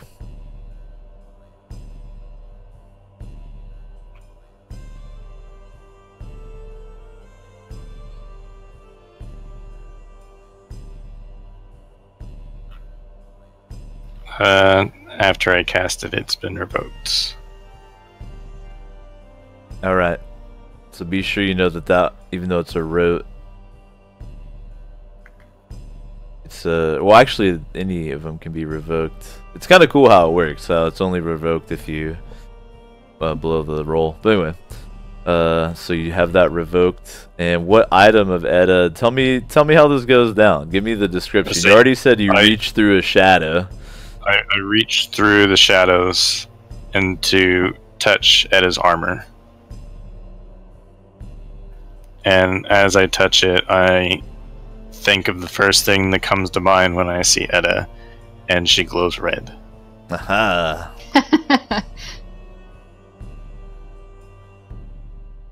But seeing as this is a new thing to me, I immediately feel the light fade from within me. It exhausts you a bit. The sudden burst of light from Edda's armor, does it like flicker and flow like it's like firelight, or is it steady? It is a steady hum.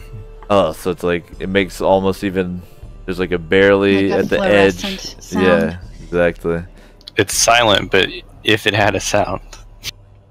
It almost like a gust of air pushes the shadows away from her momentarily, where they writhe and twirl in the air, swooping around the boles of in and out of trees around them, and sometimes passing through them completely. What do you do? Would my defense also cover Volan, since Volan and Oscar are sort of one and the same? Your defense was rolled to defend Bruce. No, I was rolling to defend Oscar. No, Yeah. Oscar Did I aided say- you, but you said Bruce defends Sigmund, I'll defend you. No, she was defending No. Oscar. Yeah, because I said kneel down in front of me. Did I I thought. misspeak? Well, I'll let it go, but that's definitely not what I heard. Okay, well, I apologize if I misspoke. I do that frequently, mix up everybody's names. But I meant to defend Oscar. All right. So, what's your question? Does it Oh, if extend I to can- Volan? Yeah. Sure.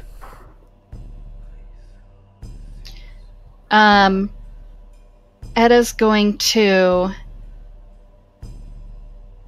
She's using up her hold, as an aside, to redirect an attack from the thing you defend to yourself. So seeing her armor start to glow suddenly and the shadows flee from her, she's going to run up towards Volan and wrap her arms around him like she's hugging him and try and get the shadows to flee from him. Alright. So, Edda runs over, plunges her arms through the shadows to try to extract Volan from them. She can feel that he's starting to breathe shallowly. And as she does, these shadows as well kind of flee back from the light. However, these shadows have kind of slithered their way in amongst the trees and through, and are kind of trailing Edda, almost like shadow moths drawn to the light that is now emanating mystically from her armor, which is probably a bit of a shocker for old Bruce and Sigmund. At which point, Sigmund is going to try and use his new instruments to turn it up to 11 and unleash a crazed performance in the hope that if the performance is insane enough, it will let one of the targeted shadows start attacking one of their other shadows, and hopefully that will start something of a chain reaction or just a bit of a diversion while Edda is trying to... So save all Sigmund of them. pulls out his lyre and then just starts banging away dissonantly on it, basically. Screaming. Yeah, just really going for it. Bruce wants to. Is there screaming too? Does he scream? Yeah, wait a Yeah, minute. it's a crazed performance. Yeah, he's the Gigi Allen of Scalds. He sounds like an orc. Yeah. Yeah, Bruce wants to point out that this might be the best opening that we have and attempt to roll an aid for Sigmund. Nice. Right. So go ahead and take care of that first. It kind of reminds me, actually, I doubt y'all have seen this horror movie, The Lords of Salem. It's a Rob Zombie movie. But there's a scene where these witches are playing like this Satan song on instruments that are made out of like it'll be like a rib with like someone's like tendon stretched across it, like that's the bow they're using, and it's like, and the song itself is like so I imagine it like that, actually. It's a pretty solid movie though, even though it's Rob Zombie. A lot of people don't like him. Power leveling. Yeah, enjoy that experience point. So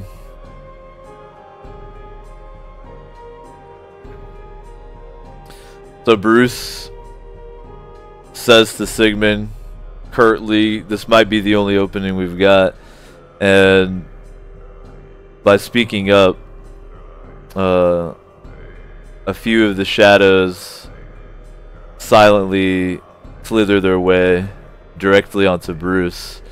Roll for me. Actually, might do something a little different. They seem particularly attracted to Bruce's blade, Hringir, and he feels the shadows envelop his right arm. Like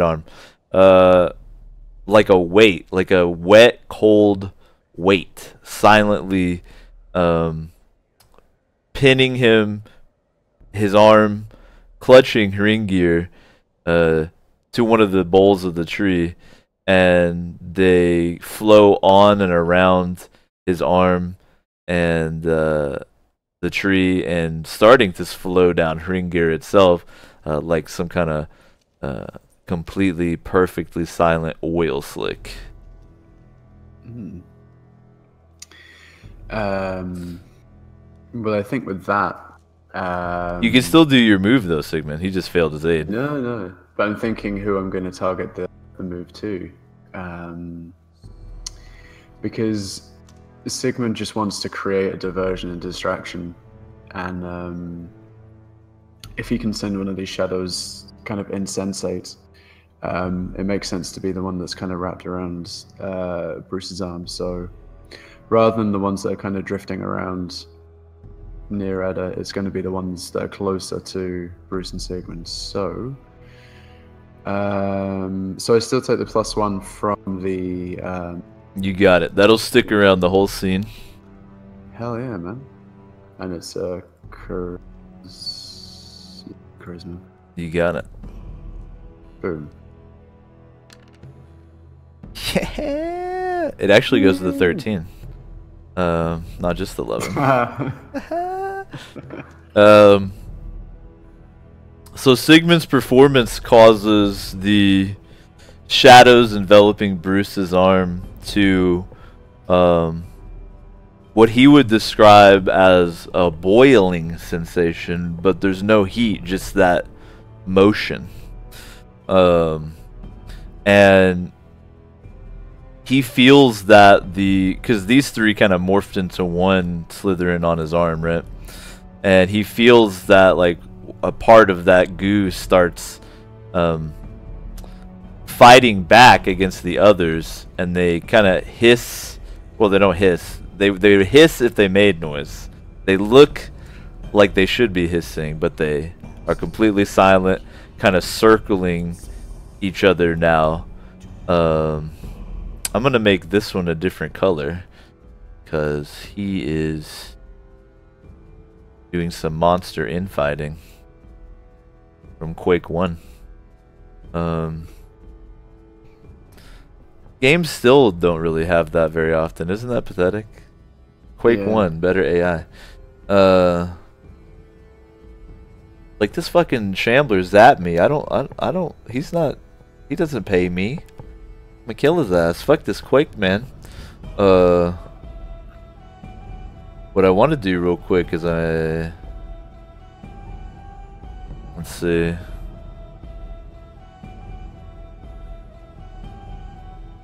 I wish I could make letters into tokens. That would be dope. You know what I mean? They'd have like a health bar and everything. I can write it on a post-it real quick. Just give me a second. I just put a number right next to it. Yeah, you wish. When he takes damage, numbers appear next to him. In shadow form.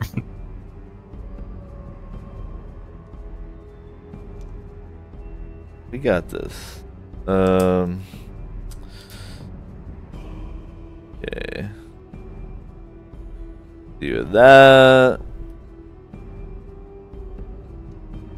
Don't worry, Daddy's got it. We've been keeping track of monster HP on post-it notes since day one. Do me a favor, Sigmund, and roll for me. A D6 plus 1, please.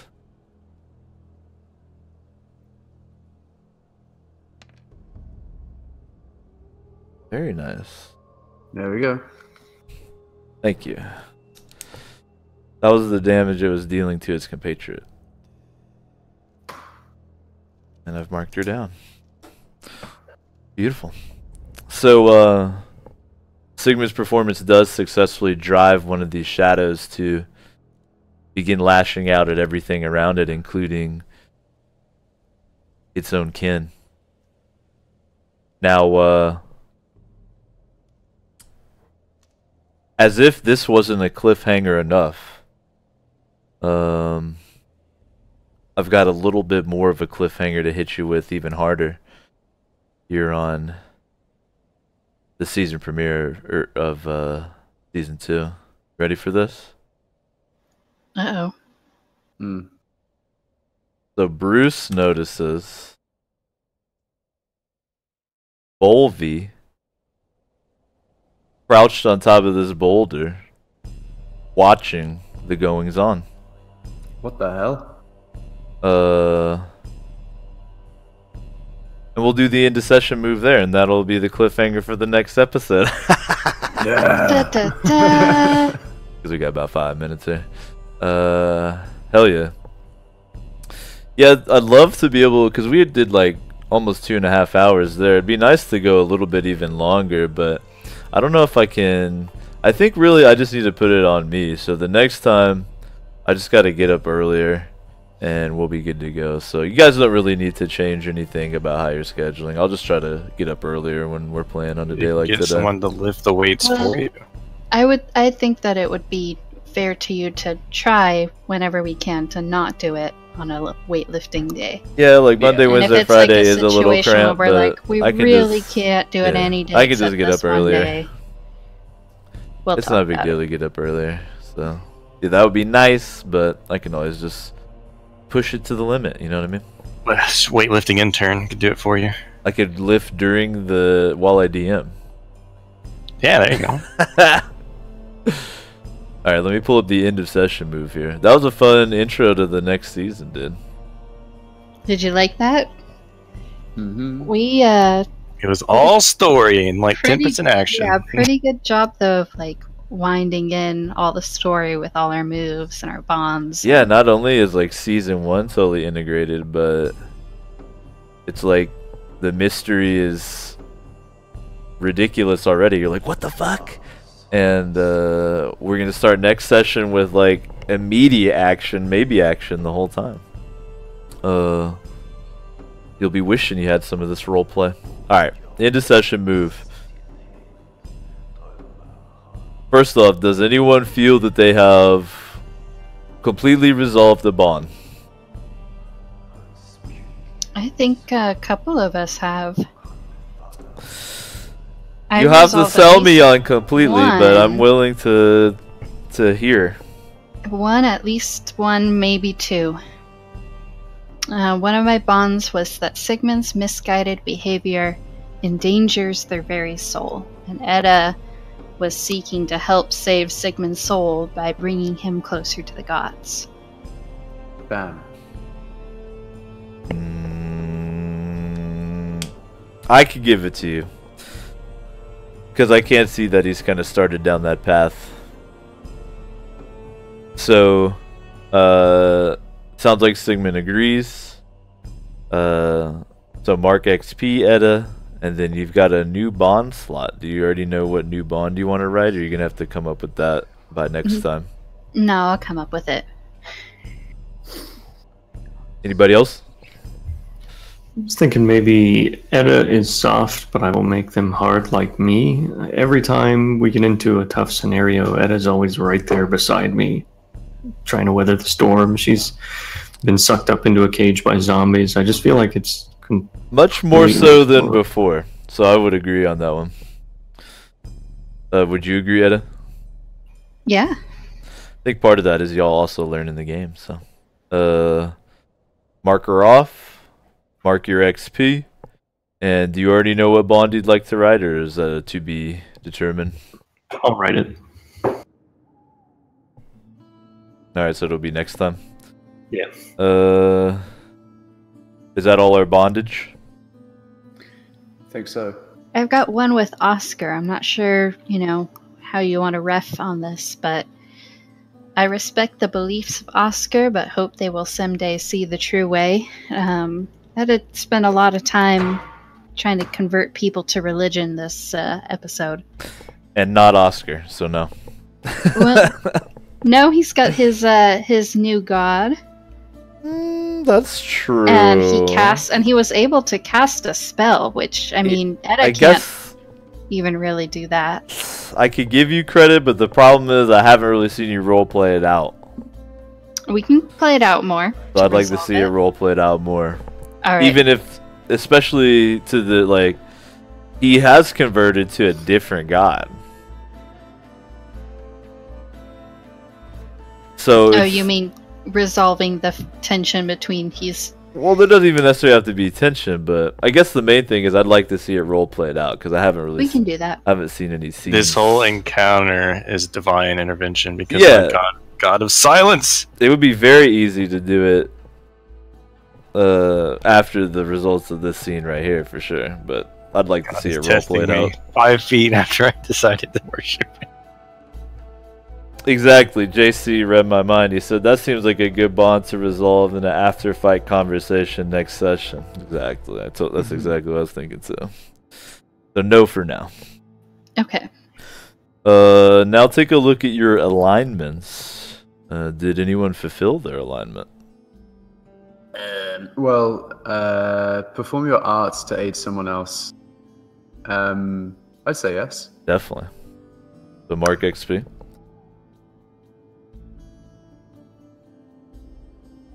Anyone else? It's a reach. I don't think so. Defeat a worthy opponent. The only thing I was thinking was getting Etta to go along to Gusapi's tomb, and that's not really. Yeah. Hey, Edith has an iron will. That's a worthy opponent as far as she's concerned. His ego was defeated. But technically, you didn't defeat her. Sigmund was the one who.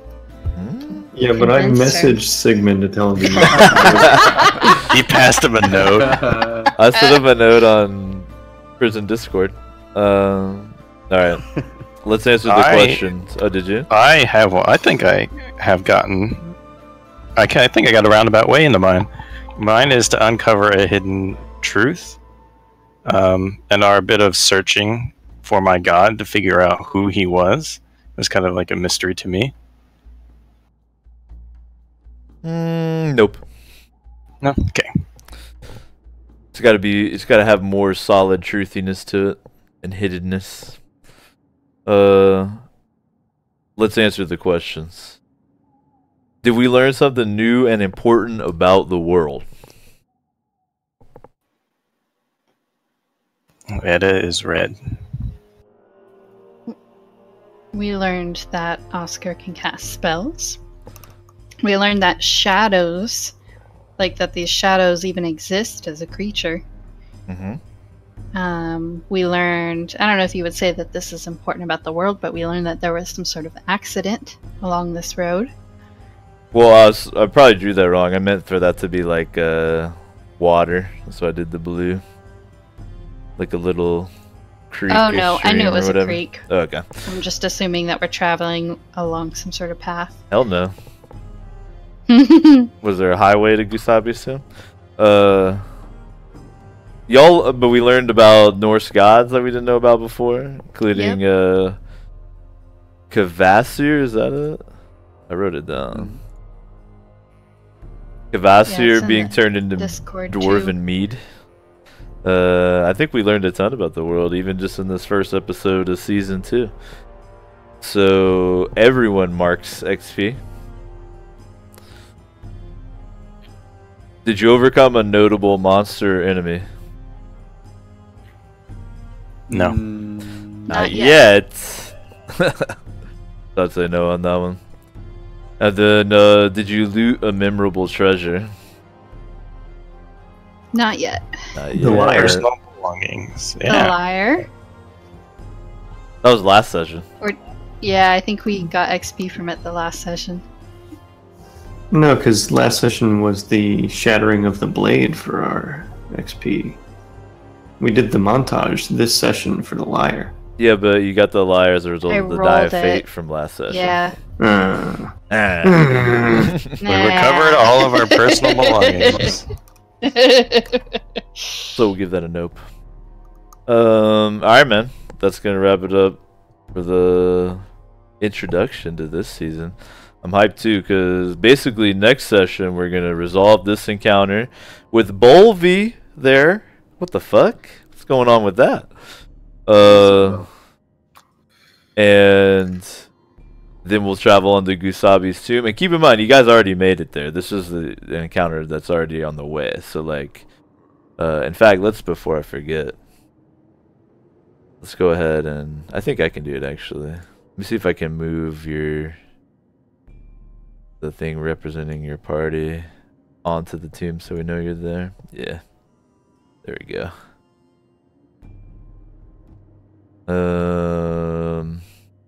So yeah, next session will be completing this encounter, role playing it, and then digging into Gusabi's tomb. Appreciate everybody playing, man. Cheers, man. As far as the scheduling, you can just schedule like normal. Just if you can, try not to maybe on Monday, Wednesday, Friday, but I'd rather play than not. So if it winds up that way, just try to give me a heads up so I can just go to bed early and get up earlier. Alright, y'all. Peace.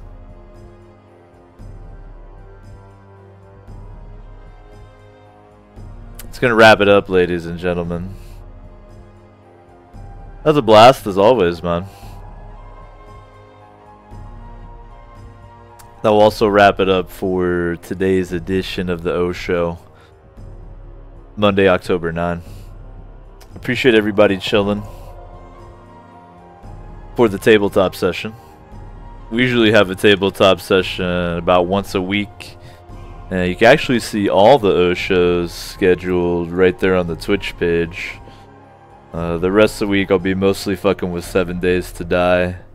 I'm gonna fuck with a little Miscreated on Friday, mix it up a little bit. If you tune into the O show a lot,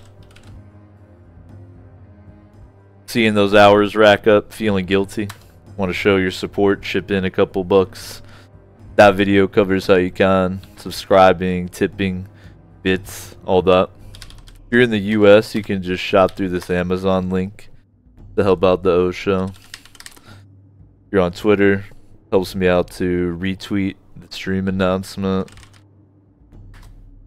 Everything gets pretty much backed up on YouTube, so if you're over there checking it out, something you enjoy, hit me with the thumbs up. And we're all hanging out in Discord all the time. There's usually people to play games with in there around the clock. I already appreciate y'all hanging out, supporting the O show in the best way possible, which is hanging out, actually enjoying the channel. I'm glad y'all are here. I do want to take a moment to thank these illustrious members of the 420 Club.